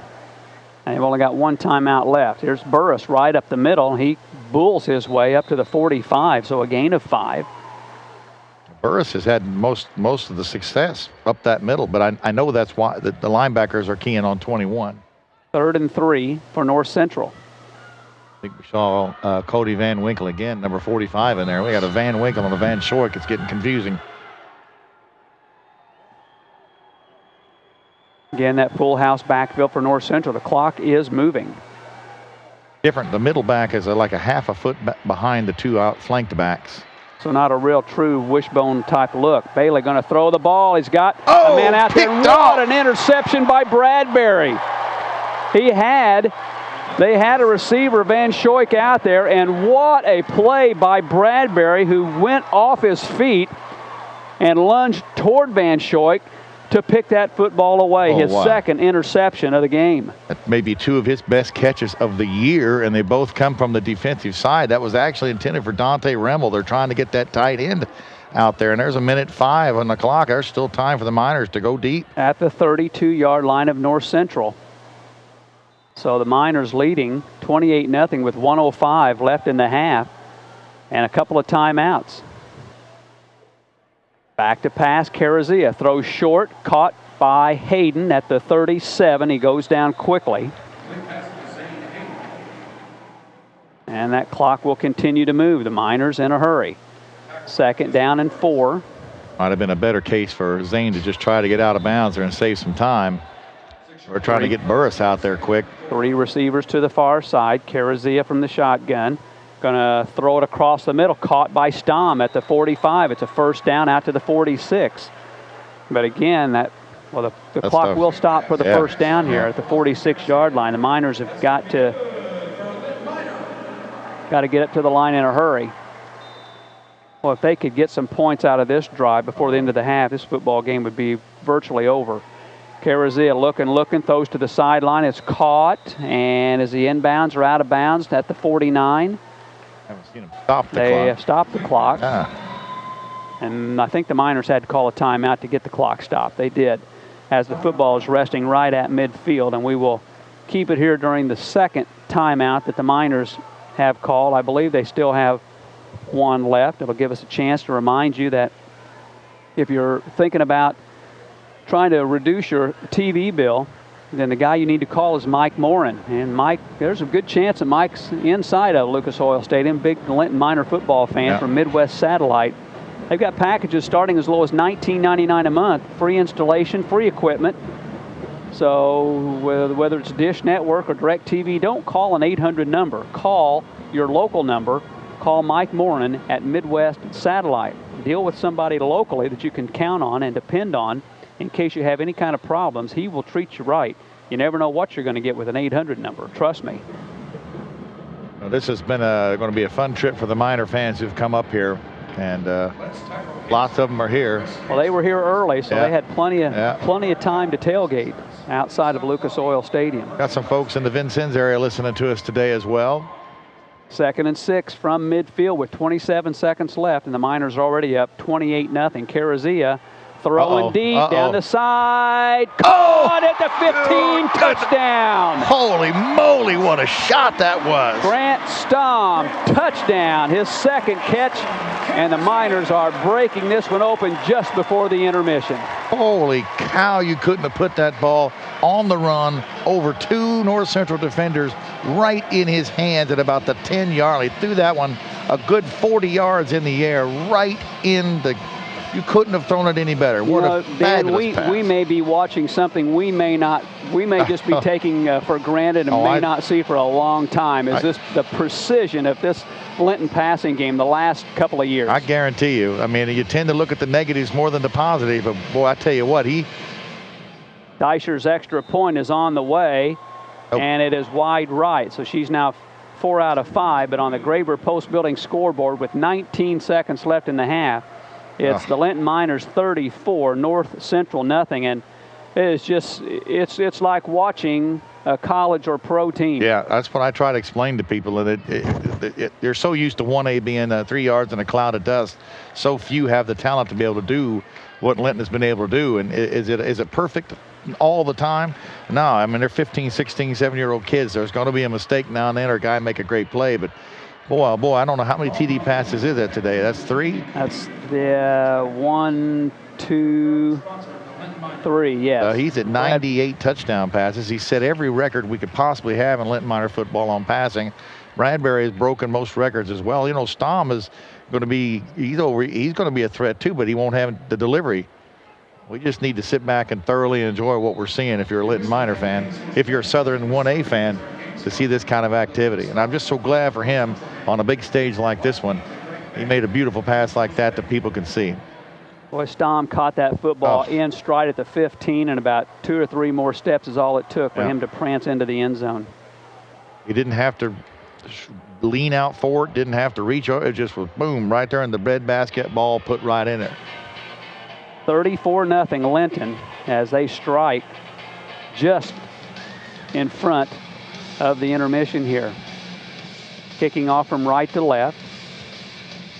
Miners trying to finish their second regular season undefeated in a row here. Squib kick this time. It's going to be picked up at the, they botched it. It's down to the 20, and they're going to ball's loose. The Miners got it. There's a scramble for it at the 20-yard line. North Central couldn't pick it up.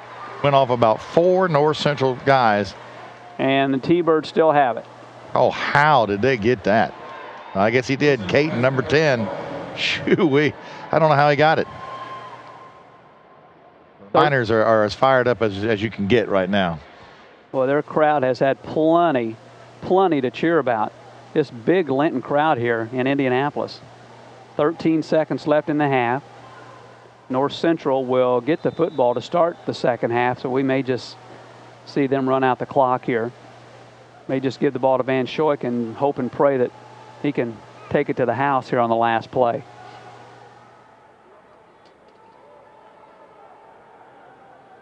The miniature type wishbone look, more of a full house backfield type look to it. They're going to pitch it back for a halfback pass. Throwing down the middle of the field, it's incomplete. And Van Schoik was drilled by Zach Johnson, number 60. Drilled. Well, they had a man out there. Caton actually got behind one of the Miner DBs, but the pass was too long. 7 seconds left in the half. 2nd and 10. Not a bad idea there by Travis Nolting. Try to get something to go in at the half to talk about positive. Right now, there's very little for them to discuss. Pitch that ball back to Van Schoik. The DBs come up thinking he's going to run. Threw a nice pass, but Zach Johnson just drilled him right when he threw it. Again, the full house backfield. 7 seconds left. Bailey over center. Going to hand the football off this time. It's Burris, and he gets across the 25 to the 26. And that is going to do it for the first half of play.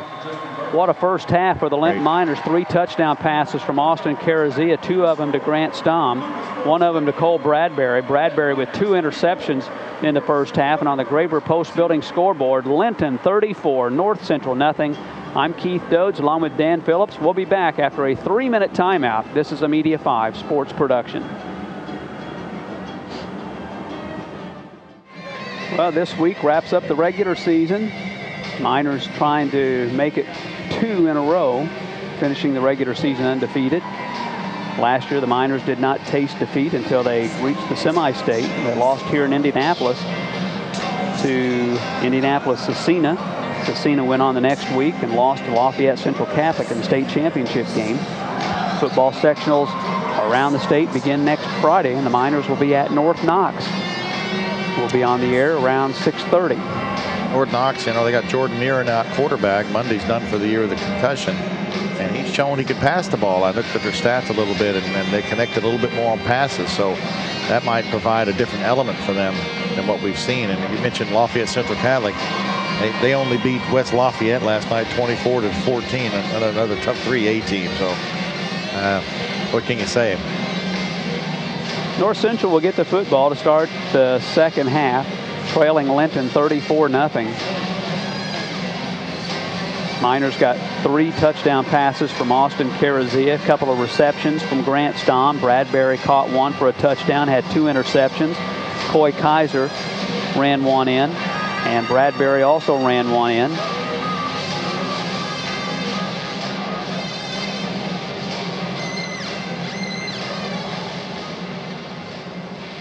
Which has been an offensive, 323 total yards for the Miners on that first half. That's a pretty huge amount of numbers against a defense that's not allowed hardly anything to happen to them other than the North Vermilion game. Josh White will kick off from right to left. They've done a great job on the kickoff coverage. Josh has been a great addition since he's moved to that kicker position. We've held Van Schoik in check, but we just got to keep doing it. Van Schoik is the deep guy. White's kick is a high end over end. Van Schoik will rush up and catch it to the 15, to the 20, 25. In the middle of the field to the 30, breaks a tackle, gets across the 35, and finally brought down at the 37-yard line.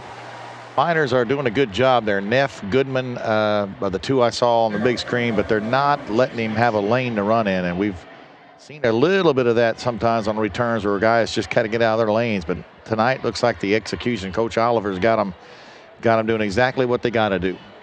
Coach Oliver is going to be the girls' junior varsity basketball coach this year. He is. We'll have basketball action for you in, I think it's about 3 weeks from Tuesday. Sleep now. Yeah, it really gets chaotic, for me at least, as Bailey gives the football to Van Schoik, and he carries across the 40 to the 41-yard line. Going to pick up 3 on the play, 2nd and 7. I don't expect North Central to bow down and just end this game. Bradbury made a nice tackle there. Should also mention the Miner JV squad finished another year undefeated and thoroughly dominated the opponents this year. Edgewood, Owen, they just beat everybody to a pulp. So, we got some good things coming in the future. One of those beatdowns was to a West Vigo 3A school. West Vigo beat Sullivan last night. That was a little bit of a surprise. It was a big surprise. Here's a keeper, now pitch back, and it's going to go out of bounds. That would have been a fumble, a live football, a pitch back. Nowhere for Bailey to go. He had it in Burris's belly as long as he could. Then he last second tried to flip it to Caton and ended up back at the 36-yard line. So they're going to lose 5 yards. I don't know who gets credit for that loss. So it's 3rd and 12. This is just what happens to a team who runs an offense all year exactly the same. If they get shut down, what do you do? Bailey tucks it back to throw. Has a man out there. It's caught. in Linton territory, and that is Dante Rammel. And that's what you got to be able to do. Right there. First down at the 48, make it the 47 of Linton. That's the second time they've been in minor turf, a 17-yard gain and a first down, and boy, they really needed to come out and get a first down. Clock is moving. We're early in the third quarter, just under the 11-minute mark. First drive of the third period. Out of the wishbone, mini wishbone. Still looks more like a full house backfield to me. Bailey going to hand it to the first man up, and that's Van Schoik. He gets a short gain down to the 45. Picks up 2 on the play. 2nd and 8. Wyatt Jackson, one of the guys that had to fill the space that Scarborough and Butler left at defensive tackle when they're on that stop. The beat just keeps marching, doesn't it? Yes. You For remember this football team, we were talking about these guys at Eastern that first week. A little concerned we were about how that defense was looking, and they're grown-ups now. From the 45 of Linton, North Central, and they give to Van Schoik. He's got a little better carry this time across the 40, close to a first down. That was going to be just a little bit short, it looks like, back at the 38-yard line. That was about as close as he's come to breaking it. Rupska's going to make the tackle. Stom came up to help, but that was a little bit of a different play. Kind of went backside. 3rd and 1 for North Central at the Linton 37-yard line. 38-yard line, I'll call it. And right up the middle goes Bailey. He's got the first down. He took a hit, though. Gets close to the 35. Ball. He lost the ball. Miners and have the Miners do get it. Bradbury's the guy that came out of there with it. I didn't see him cough up the football. Good thing about this is all we got to do is look over at the replay. Here it comes. See if we can describe it. He goes straight forward with the first down. He's got the first down, and then the Miners just ripped the football away. It's Flath, 52, rips it away. Definitely a fumble. He had a first down, so he'll get a few yards on that. Down to the 36-yard line. The Miners are going to take over at the 37. That's the second fumble. Boy, that has to defeat by North you. Central. And the Miners are at the 37-yard line. Here's a give to Kaiser. Cuts it outside, now cuts it back in. He's to the 40. Carries the football to the 44-yard line. 43-yard line, we'll call it. Gain of 6. And Kaiser's really had a nice football game. Bradbury's had a huge game. If he's the one that came up with that fumble recovery, that'll be his 3rd turnover. He's got 2 interceptions. That would be a fumble recovery. Had a whale of a game. All got out to the 43-yard line, so it's a gain of 6 for Kaiser. Give to Kaiser. He stretches it out to the far side. He's got a first down at midfield and run out of bounds. Big hits along that sideline, but he's going to be at the 50-yard line, move the chains. 8:54 left in the third quarter, a 34-0 lead for the Linton Miners. North Central had their best drive of the football game going before they fumbled on a first down run by the quarterback, Dylan Bailey. A nice play by Hayden Flath. You could see from the replay how he was able to reach in there and strip it out. Carazia out of the shotgun. Kaiser's still back there. He takes the football, going to stretch it out to the near side, and he's hit in the backfield and brought down for a loss. Back at the Linton 47. Had that one figured out. Got some pursuit. Katon number 10. I don't think it's 10. That's the 20. 20 is Labita, Todd Labita. Yeah, should have known that. Lose 3 on that play. 2nd and 13, out of the shotgun, Carazia. Back to throw this time, looking, plenty of protection. Short pass out to Kaiser, the outlet man to midfield, and a run out of bounds around the 45. A big hit from Rupska. Got undercut. Rupska drilled Burris 35. They both got up. That's good. That's the thing, Keith. If you guard downfield and all the receivers, and there's Kaiser out there, and it's just murder to try to figure out how to stop that. We're thinking exactly the same thing. I was about to ready to make the same point. How many times have we seen Austin just at the last resort just dump that ball to Kaiser out of the backfield? 3rd and 5.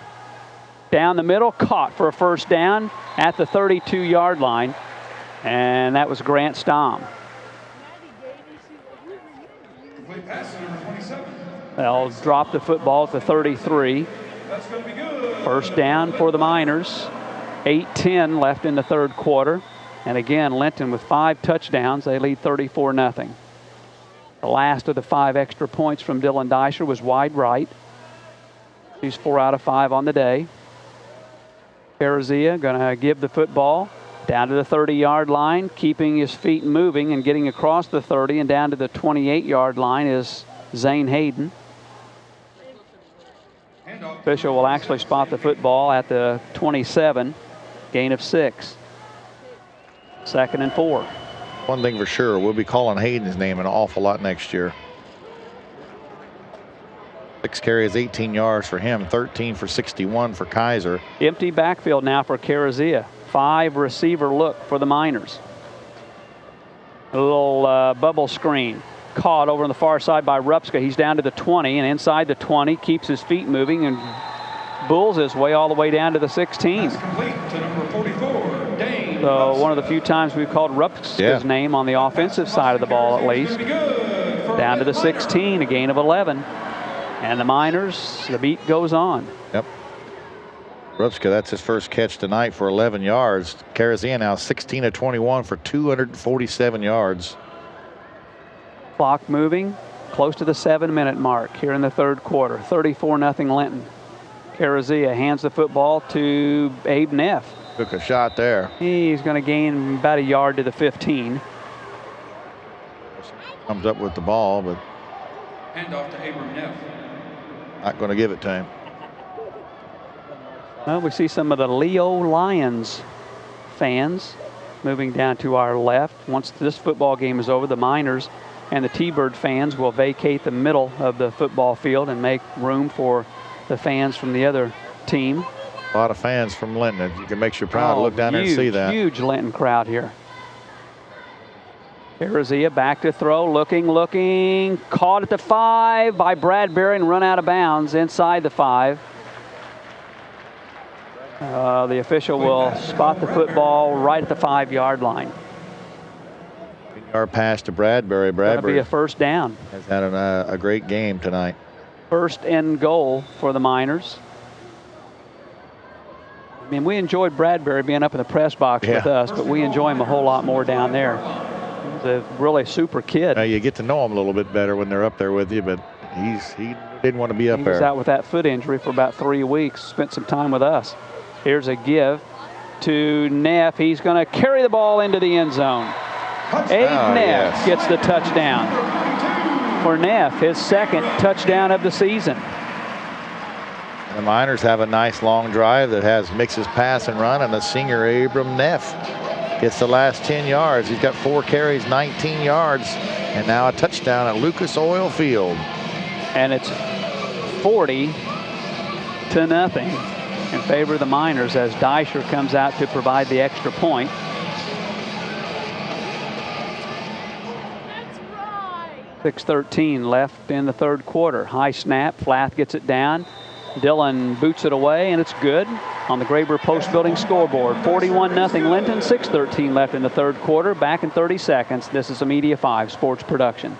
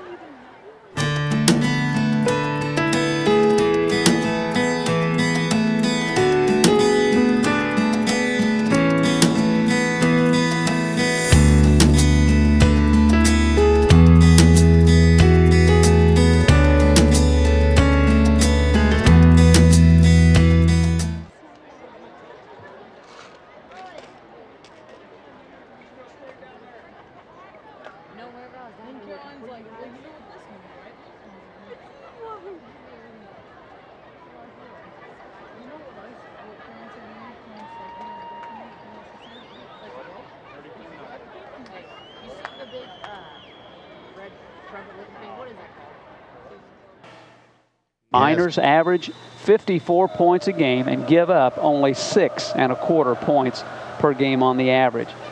Going to be fielded by Caton At the 14, he carries the football out across the 25 and is out to the 30 and gang tackled there. Bunch of Miners again. Austin Hale, there's the tackle cancer with Dylan Deisher.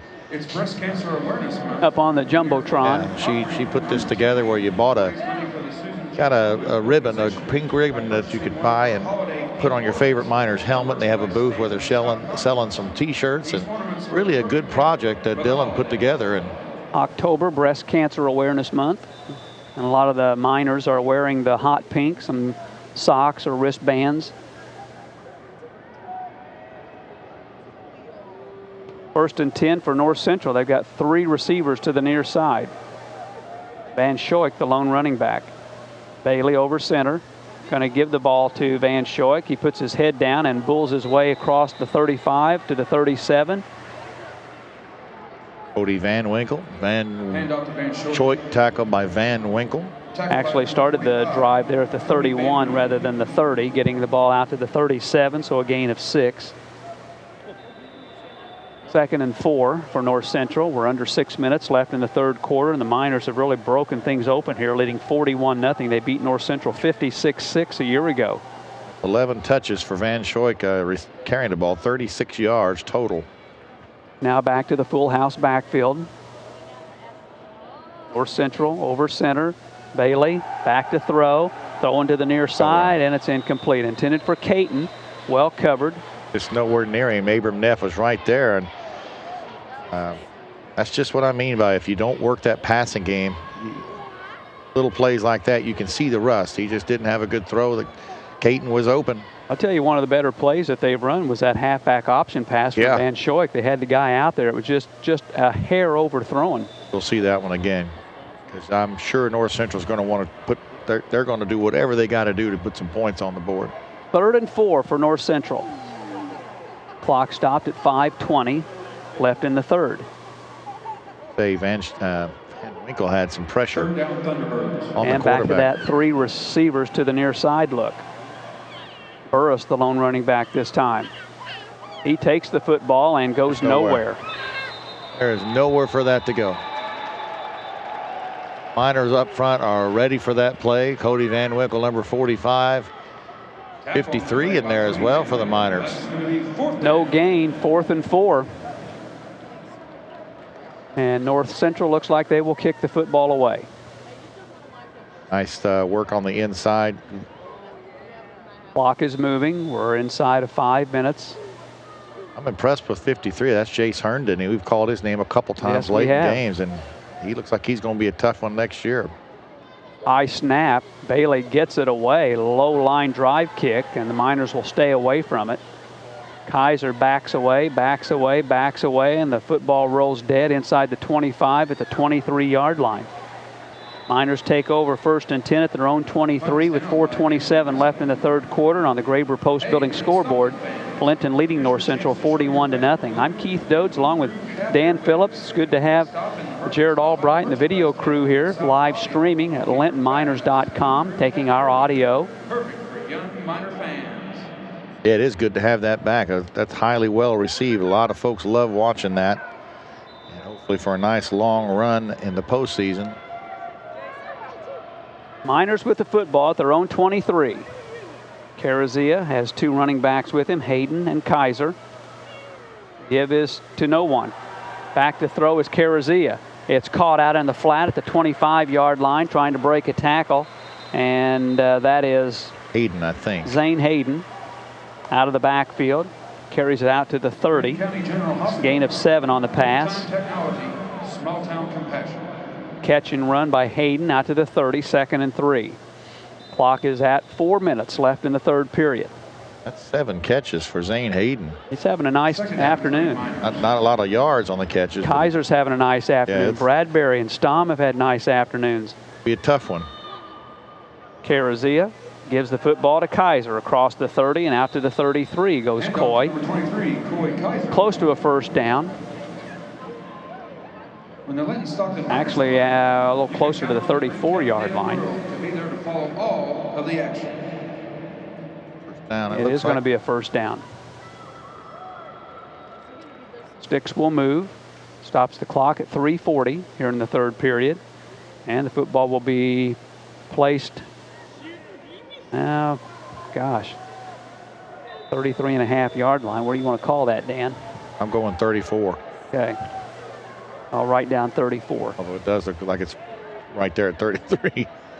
I like to see Coy get up to where he's covered for 1,000 yards. He had to get close to 100 to do it. Carazia throws short, caught at the 30-yard line by Kaiser. He just makes a move away from his man. He jukes another move out close to midfield. Boy. What just a nifty run after the short catch by Kaiser out to the 49-yard line. Tell you what, that's another kid that we just take for granted at how he makes those moves like that. He makes the defense look like they're standing in concrete. The old saying is the kid's jock is probably somewhere down there around the 20 to 35-yard line.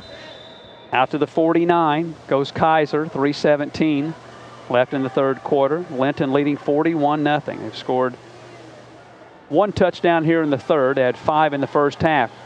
Excellent protection for Carazia. He finds a receiver, good for a first down at the 40-yard line. That's Grant Stom after Carazia had all kinds of protection. A lot of time to look. Finally got Stom open across the middle, and Grant takes it down to the 40-yard line of North Central. That's another gain of 11. They're just racking up yards. Stom now 5 catches for 91 yards. I forgot how much fun it was to do this by paper. 90 passing now for Carazia, 20 of 25. He's back to throw again. Looking, throws to the near side. Oh, got pushed. There's a flag. Pass interference. Bradbury was hit before the ball got there. That would be your Dante Remmel, your linebacker, could not keep up with the speed of Bradbury.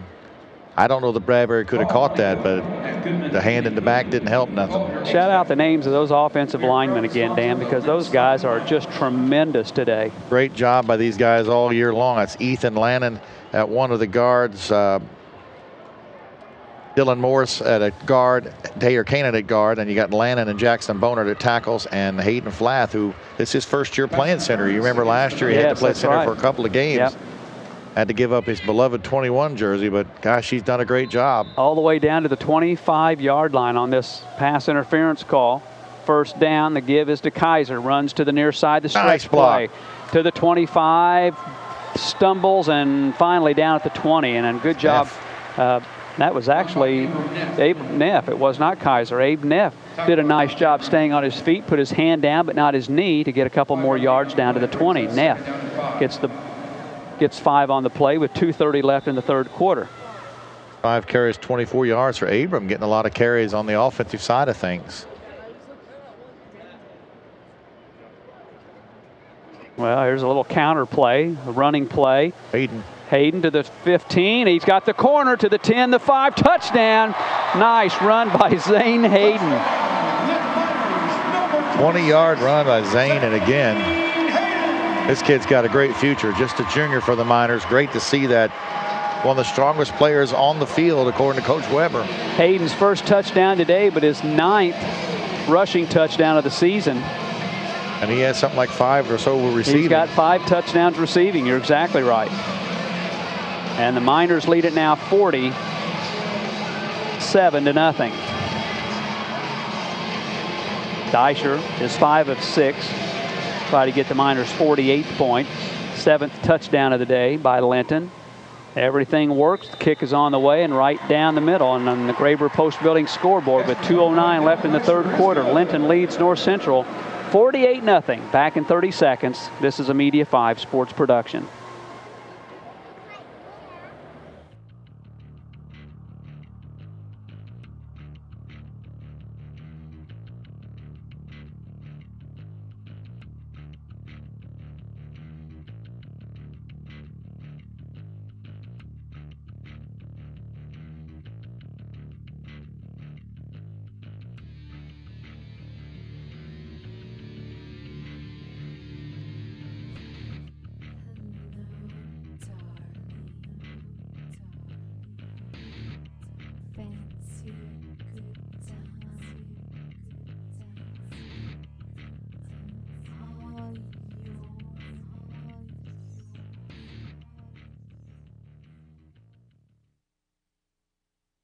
Didn't get in. Went for it on a 4th down. Our third and fourth possessions of the game did not get in. An interception. Every other time the Miners have had the football, they've gotten into the end zone. Josh White will kick it again. Nice kick by Josh, running up to field it, the 15-yard line, to the 20, 25, and down just short of the 30-yard line is North Central. Broke the initial hit. And that was Mike James, a senior.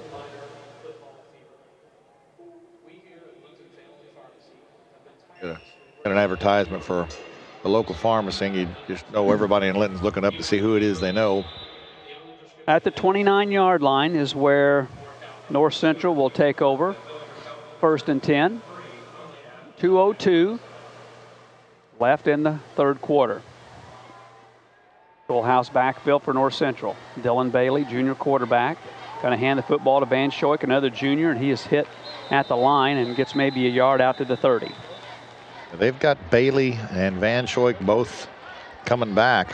Caton's a senior as far as their offense goes. Now they are going to lose Burris, and they are going to lose Rimmel, and they're going to lose 3 of their linemen, Sappington and Hunt.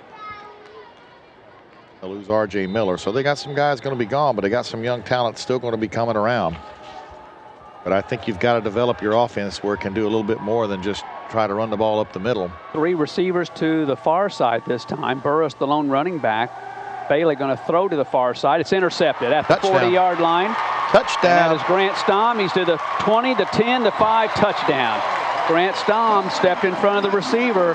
An interception return at the 40-yard line on the pass play. Would have been a first down, but Stom stepped in front of the receiver. He gets his 5th interception of the season and the 2nd time that he's taken an INT and turned it into a pick 6. Tell you what, Keith, that's the 6th Miner interception that's gone for a touchdown. I mean, that's an unbelievable stat to me. They take a risk throwing that ball outside, and one of our speedsters gets it, and it's lights out. 1:15 still left in the third quarter. 54-0 in favor of the Miners. Dylan Deisher is back out there. I'm not sure how far that one was. What about 25 or so? Or 40 yards. 40 yards? Yeah, he picked it off right at the 40-yard line. Oh, yeah, nice run.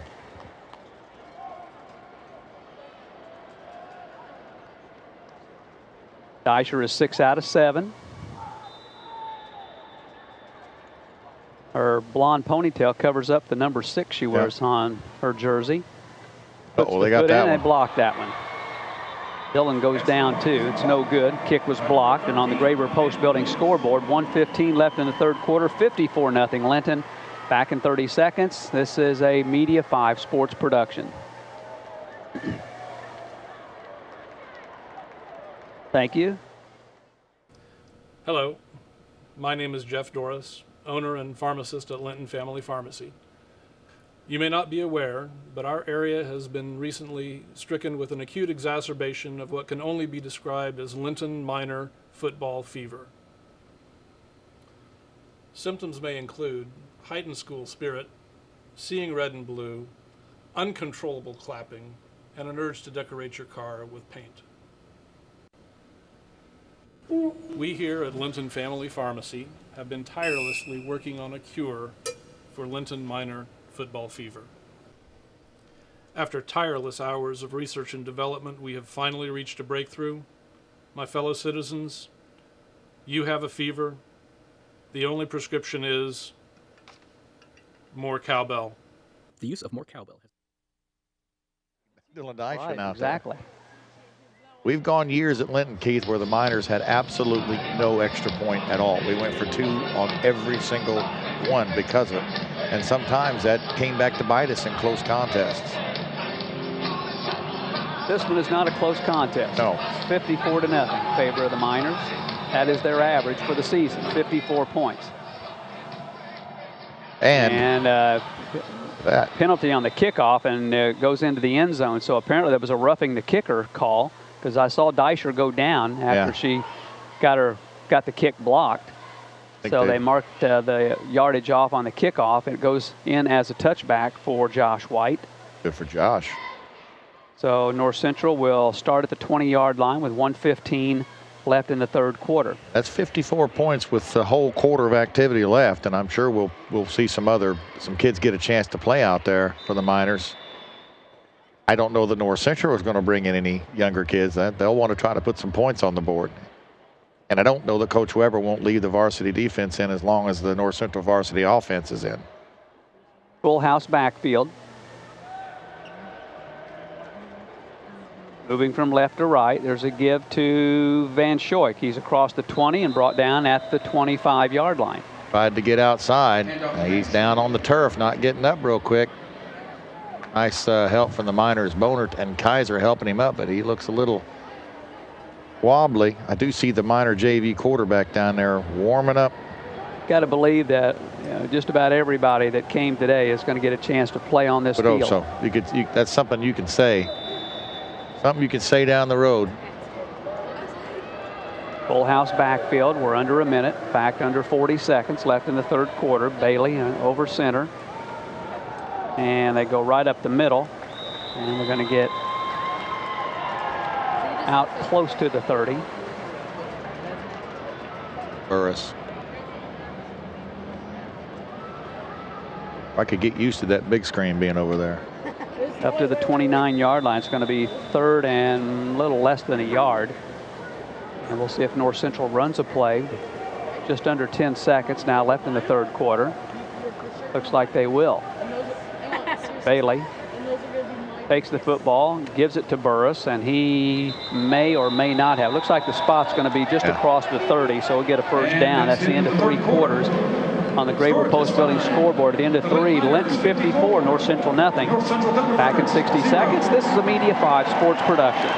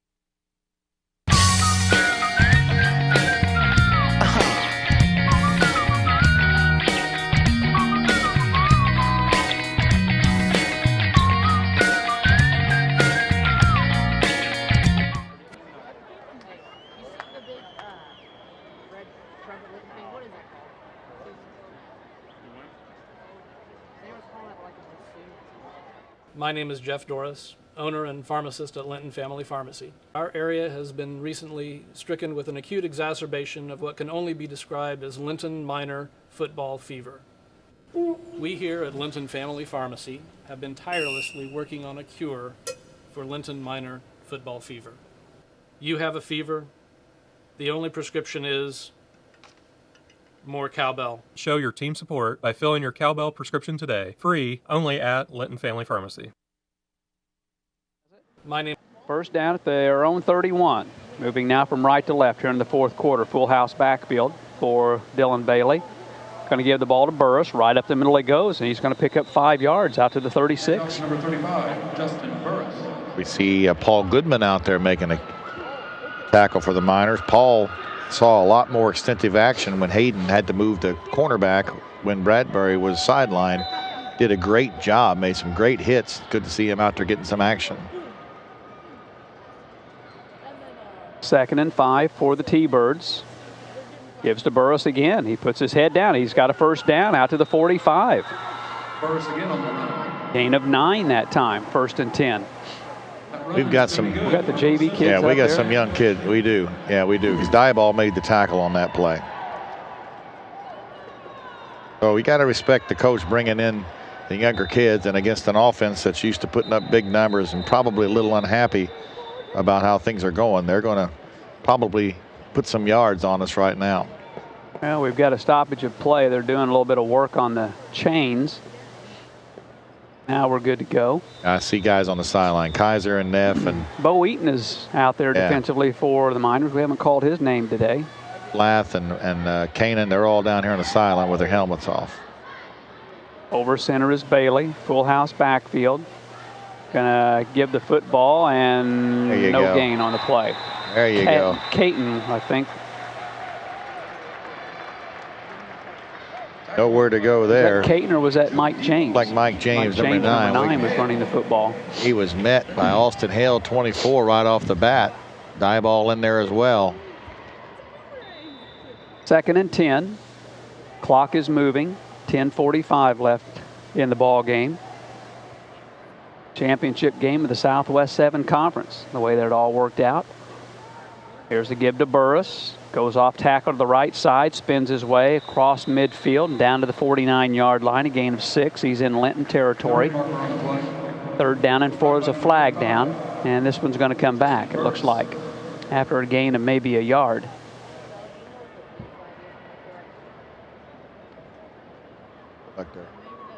There's a whole bunch of new people coming in for North Central now. Good. I like to see that because, you know, there's no point leaving your varsity in there to beat up on the JV squad.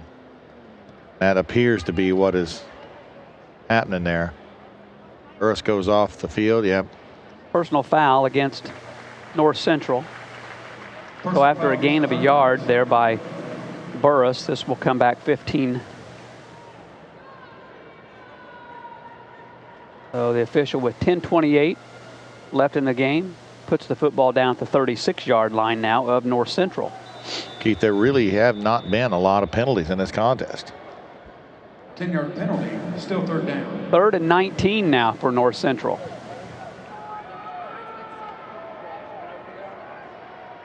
And do we still have Bailey at the quarterback? No.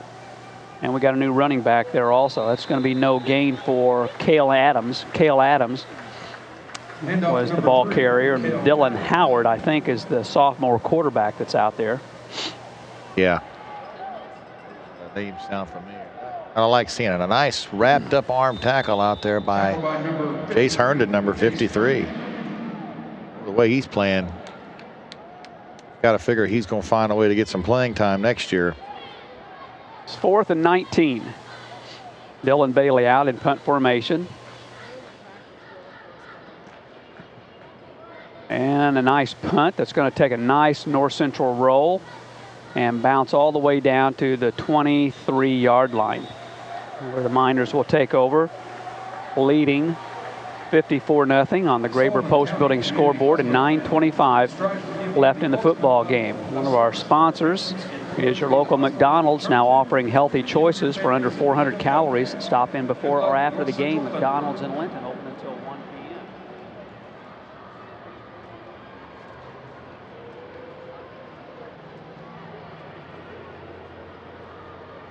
Miners will have the ball. 1st and 10 on their own 23-yard line.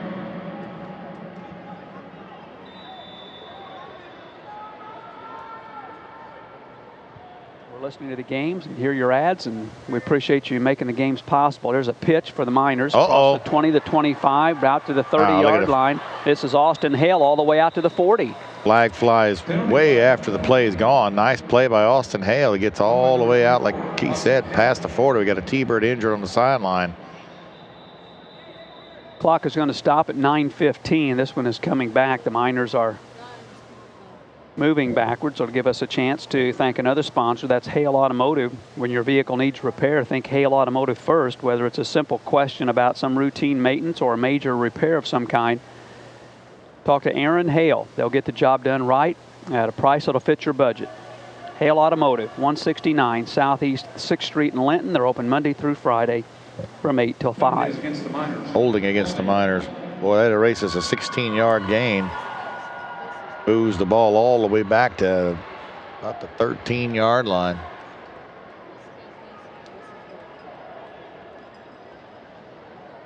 Well, Austin's having a nice sophomore year. He is. Look forward to seeing him next year. Empty backfield for Bo Eaton, who's in at quarterback. 3 receivers to the far side, 2 to the near side. We're ready to rock and roll here. Bo going to keep the football. Runs up the middle of the 15 to 20. Cuts it to the outside. Gets a block at the 25 and brought down finally at the 28. Nice run by Bo Eaton. Started right up the gut, went to his left. Number 19, Bo Eaton. Nice run by the Miner junior. Tackle by number 15, Dylan Howard. Another one that stepped up when Bradbury was injured, getting some reception yards. That was a gain of 16 yards for Eaton. Going to be 2nd and 4 now for the Miners. Eaton stays in at quarterback, has Austin Hale back there with him. Oh, offside. And offside as North Central came across too soon. That'll give us a first down.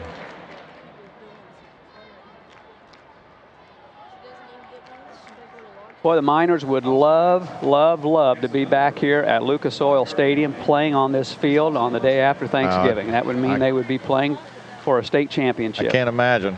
You see the turnout for something like this. You just got to wonder what it would be like for something like that. There wouldn't be anybody left in town. No, there wouldn't be. Probably not too many people left right now. If they are, they're glued to their computer screen watching the stream or listening to the radio in the garage. Eaton at quarterback, 1st and 10 for the Miners from the 33-yard line. There's the give to Austin Hale. Gets across the line of scrimmage, but a couple of yard gain, and he's pushed backwards. He's going to get out across the 35 and get a nice spot out to the 38. So going to be a gain of 5. Austin just runs the ball really hard. Just a sophomore.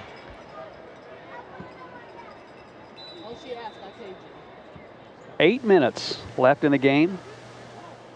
54-0, Miners. 2nd down. About 6. There's a give to Jackson, I believe. Oh, look at him go. Across the 45, out to the 50, across the 50 before he's finally brought down. That's Pierce Jackson. He got a couple of touchdowns last week. We're going to get his name right this time for sure. Well, we just couldn't see last week out the windows. We really feel bad about calling him Cox. But he had his number mixed up with Curtis Cox. We got credit to him that night, but he looks like he's going to be a fun runner. That's a gain of 14 yards for Jackson. 1st and 10 from the North Central 48. Moving from left to right, Linton. Bo Eaton, the quarterback, on a keeper. To midfield, now running to the near sideline, stretching this play out, and he is brought down short of the 45 to the 46, a gain of 2. He ran over number 47 out there, but the guy looked like he got his hand caught in his jersey and was able to bring him down. Nice run again by Eaton. Didn't get a whole lot out of that. 2nd and 8. Just a couple of yards, but nice run. And we're under 7 minutes left in the game.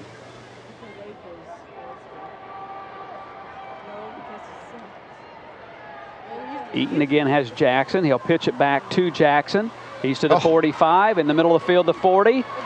Breaks a tackle, stays on his feet across the 30 to the 28. We better circle that. Wow. He's wearing that 8 proud. Kent Hilton would be proud of him, boy. He's running the ball hard. Pierce Jackson to the 29-yard line. 1st and 10, Miners. 17-yard run by the freshman. Man, that kid is juiced, isn't he? Running like that on this field. Getting himself noticed, I guarantee you. Empty backfield now this time for Bo Eaton. A lot of receivers split everywhere. Bo going to keep it. And he's hitting the backfield and brought down. Oh, yeah, not brought down yet. Trying to get away. Finally brought down for a loss back to the 33. So the Miners going to lose 4 on the play. We're halfway through this 4th quarter. 6 minutes left, 54-0, Linton. There's Benji Boyd, the girls basketball coach of Union Duggar, wearing a Linton pullover. Got to get a picture of that. Well, we like that support. Bulldogs failed last night. Wood Memorial held on. That game was 28-14 at the half, and it ended up being a big scoring contest. You got to feel good a little bit for the Trojans, though. Here's a give to Hale through the middle of the field to the 30 and brought down just short of the 25-yard line. Short of a first down. It's still about 7 yards on the carry. Ball spotted at the 27-yard line. 3rd and 8 coming up here for the Miners. Kid like Jackson running the ball hard, and you consider Hayden and Stom and Hale are all coming back, and Rupska's going to be back. And you'll have Van Winkle back. Eaton. Just be what kind of system do you think the Miners will do? Yeah, going to be different. We're not going to have the probably not going to have the kind of passing that we've had and we've come to take for granted with Carazia. Here's a pitch to Hale, stretches it out to the far side, cuts it back into the middle, breaks a tackle down to the 20 as a first down, breaks another tackle, and brought down inside the 15 to the 14. Folks, people ask me all the time, why is Linton 1A football so tough? And right there is why. These are young kids coming out there, putting their head down and running hard, not going down, refusing to go down. They get their chance to get out there and do something. They earn playing time. That's why we see Austin Hill. He's doing such a good job taking care of that football also. Yeah. How many times have we fumbled the ball this year? Not very often. Very few, very few. That ball's down to the 13, a 13-yard gain by Hale. 25 yards on 4 carries by him. Down to the 13-yard line, 1st and 10 Miners with 4:20 left in the game. Bo Eaton stays in there, going to keep it. Takes it to the far side. Oh, nice stiff arm. For the corner, he's to the 10, and inside the 10, run out of bounds. Oh, he put a right-handed stiff arm on Mike James, dropped him straight to the turf. Down to the 8, gains 5. Out of bounds, stops the clock at 4:11. 54-0 Miners. People are oohing and ahhing at that replay where he just dumped James right to the ground. Well, it's clear we're going to have skill players. That's not going to be a problem. Replacing Carazia's accuracy passing-wise, though, will be a real challenge. Here's Bo Eaton on a keeper again, right up the middle of the field, to the 5, to the 1. Touchdown, Bo Eaton. Good for him. And for Bo, that's his 2nd touchdown of the season. You can just feel that Bo, he wanted to get that touchdown. Say you scored a touchdown at Lucas Oil. That drive, Keith, was 87 yards by the JV team. 60-0 Miners. Will we see Jackson? Yes, we will. Pierce Jackson is going to go in and try to kick an extra point. Jackson is 0 for 4 in extra points. He's 0 for 1 in a field goal attempt. Come on, Pierce. Yeah, get in there. We know you can run the ball. We need a kicker next year. Get a point here. It's on the way, and it's good. There we go. On the Graver Post Building scoreboard, 61-0 Linton, 3:49 left in the game. Back in 30 seconds. This is a Media 5 sports production.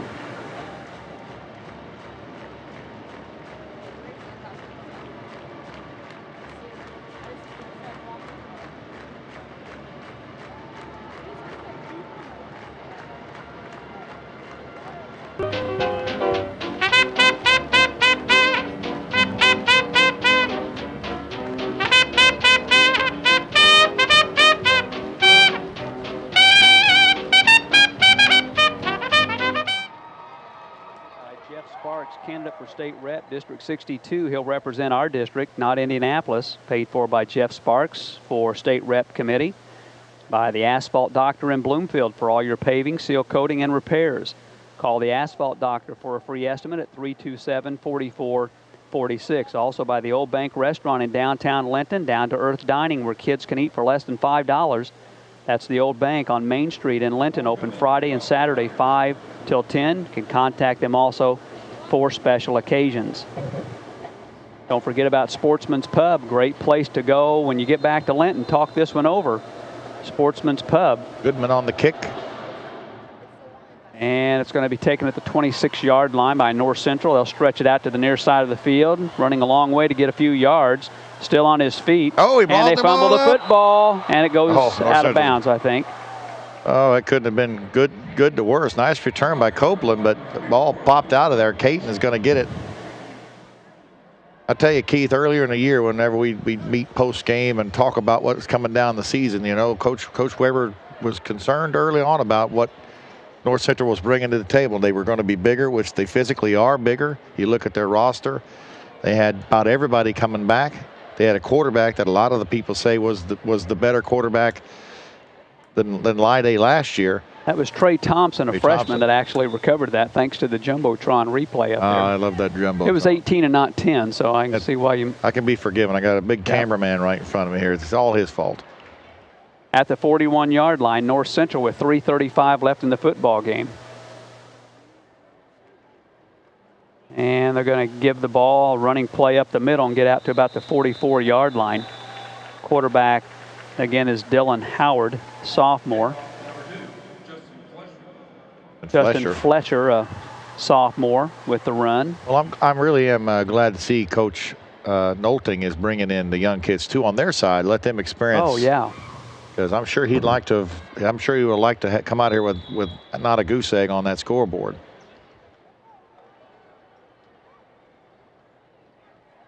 Second and 6. North Central trying to avoid the shutout with pretty much their second string on the field right now. Adams going to give the football, and they're going to go nowhere. They're going to lose some yardage this time. And again, that's Trey Thompson, a freshman. That was Chad Trent, number 22, coming in there making the big stick for a loss. So they're going to lose yardage back to the 41. It's going to be 3rd and 10 with 2:30 left to play in the game. Colin Trent just taking kneel downs in the victory formation. It's had like 4 carries and all of them been kneel downs. We've held North Central, Keith, to just 137 total yards unofficially. 111 on the ground, 2 for 9 passing for just 26 yards. I don't have offensive numbers, but I know they got to be well over 400. Yeah, the defense really stepped up today. They sure did. Here's Adams over center. Back to pass. He's in a lot of trouble. Throws it short, nearly intercepted. Oh, goodness. Oh, who's that? 63. That's Chris Corbin. Oh, he's hitting himself. And Corbin. He wasn't ready for that. If he'd been ready for that, he would have had nothing in front of him. And Keith, he's a senior. And how awesome would that have been? Oh gosh. He's going to remember that one for the rest of his life. Let me tell you about the time I played at Lucas Oil Stadium, grandson. Here's some video of it. Yeah. You scored any touchdown? Well, almost. I had a chance. 4th down, and North Central will kick it away. Perhaps that's why Corbin is not a wide receiver. You just don't expect that when you're chasing the quarterback. Well, they nearly blocked the kick. Nice punt again. Going to take a nice North Central roll, and it will be marked dead at the 34-yard line of Linton. Likely the last possession of the football game with 1:46 left to play. On the Graber Post Building scoreboard, 61-0 Miners. And next up for Linton will be North Knox next week in the sectional.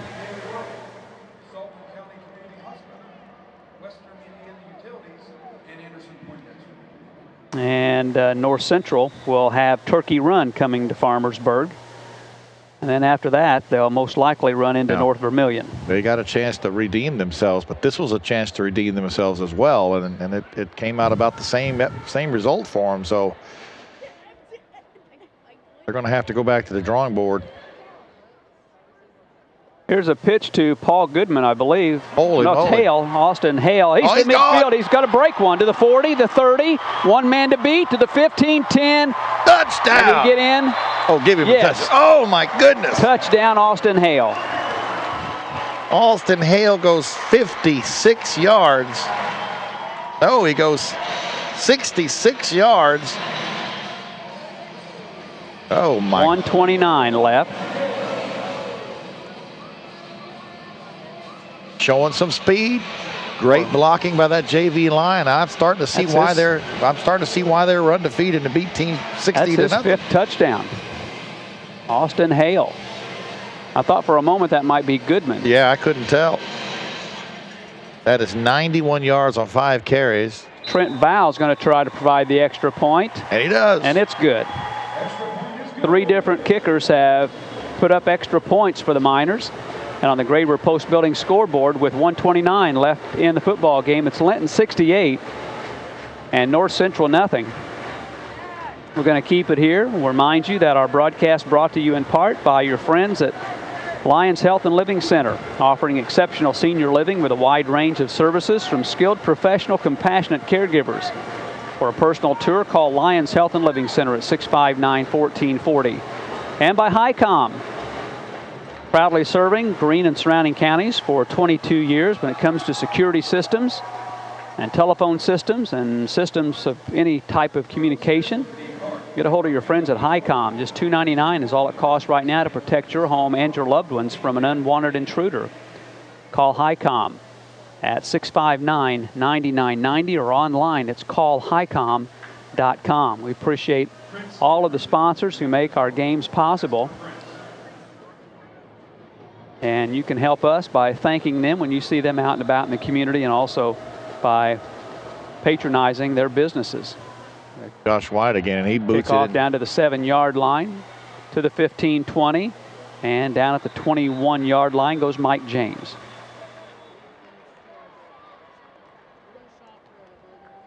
Boy, the community is just loving this. They're coming out and coming to Indianapolis, and hopefully some other people from around the state paid to come and see this contest. I see just really nothing but a bunch of Linton fans and a bunch of North Central fans.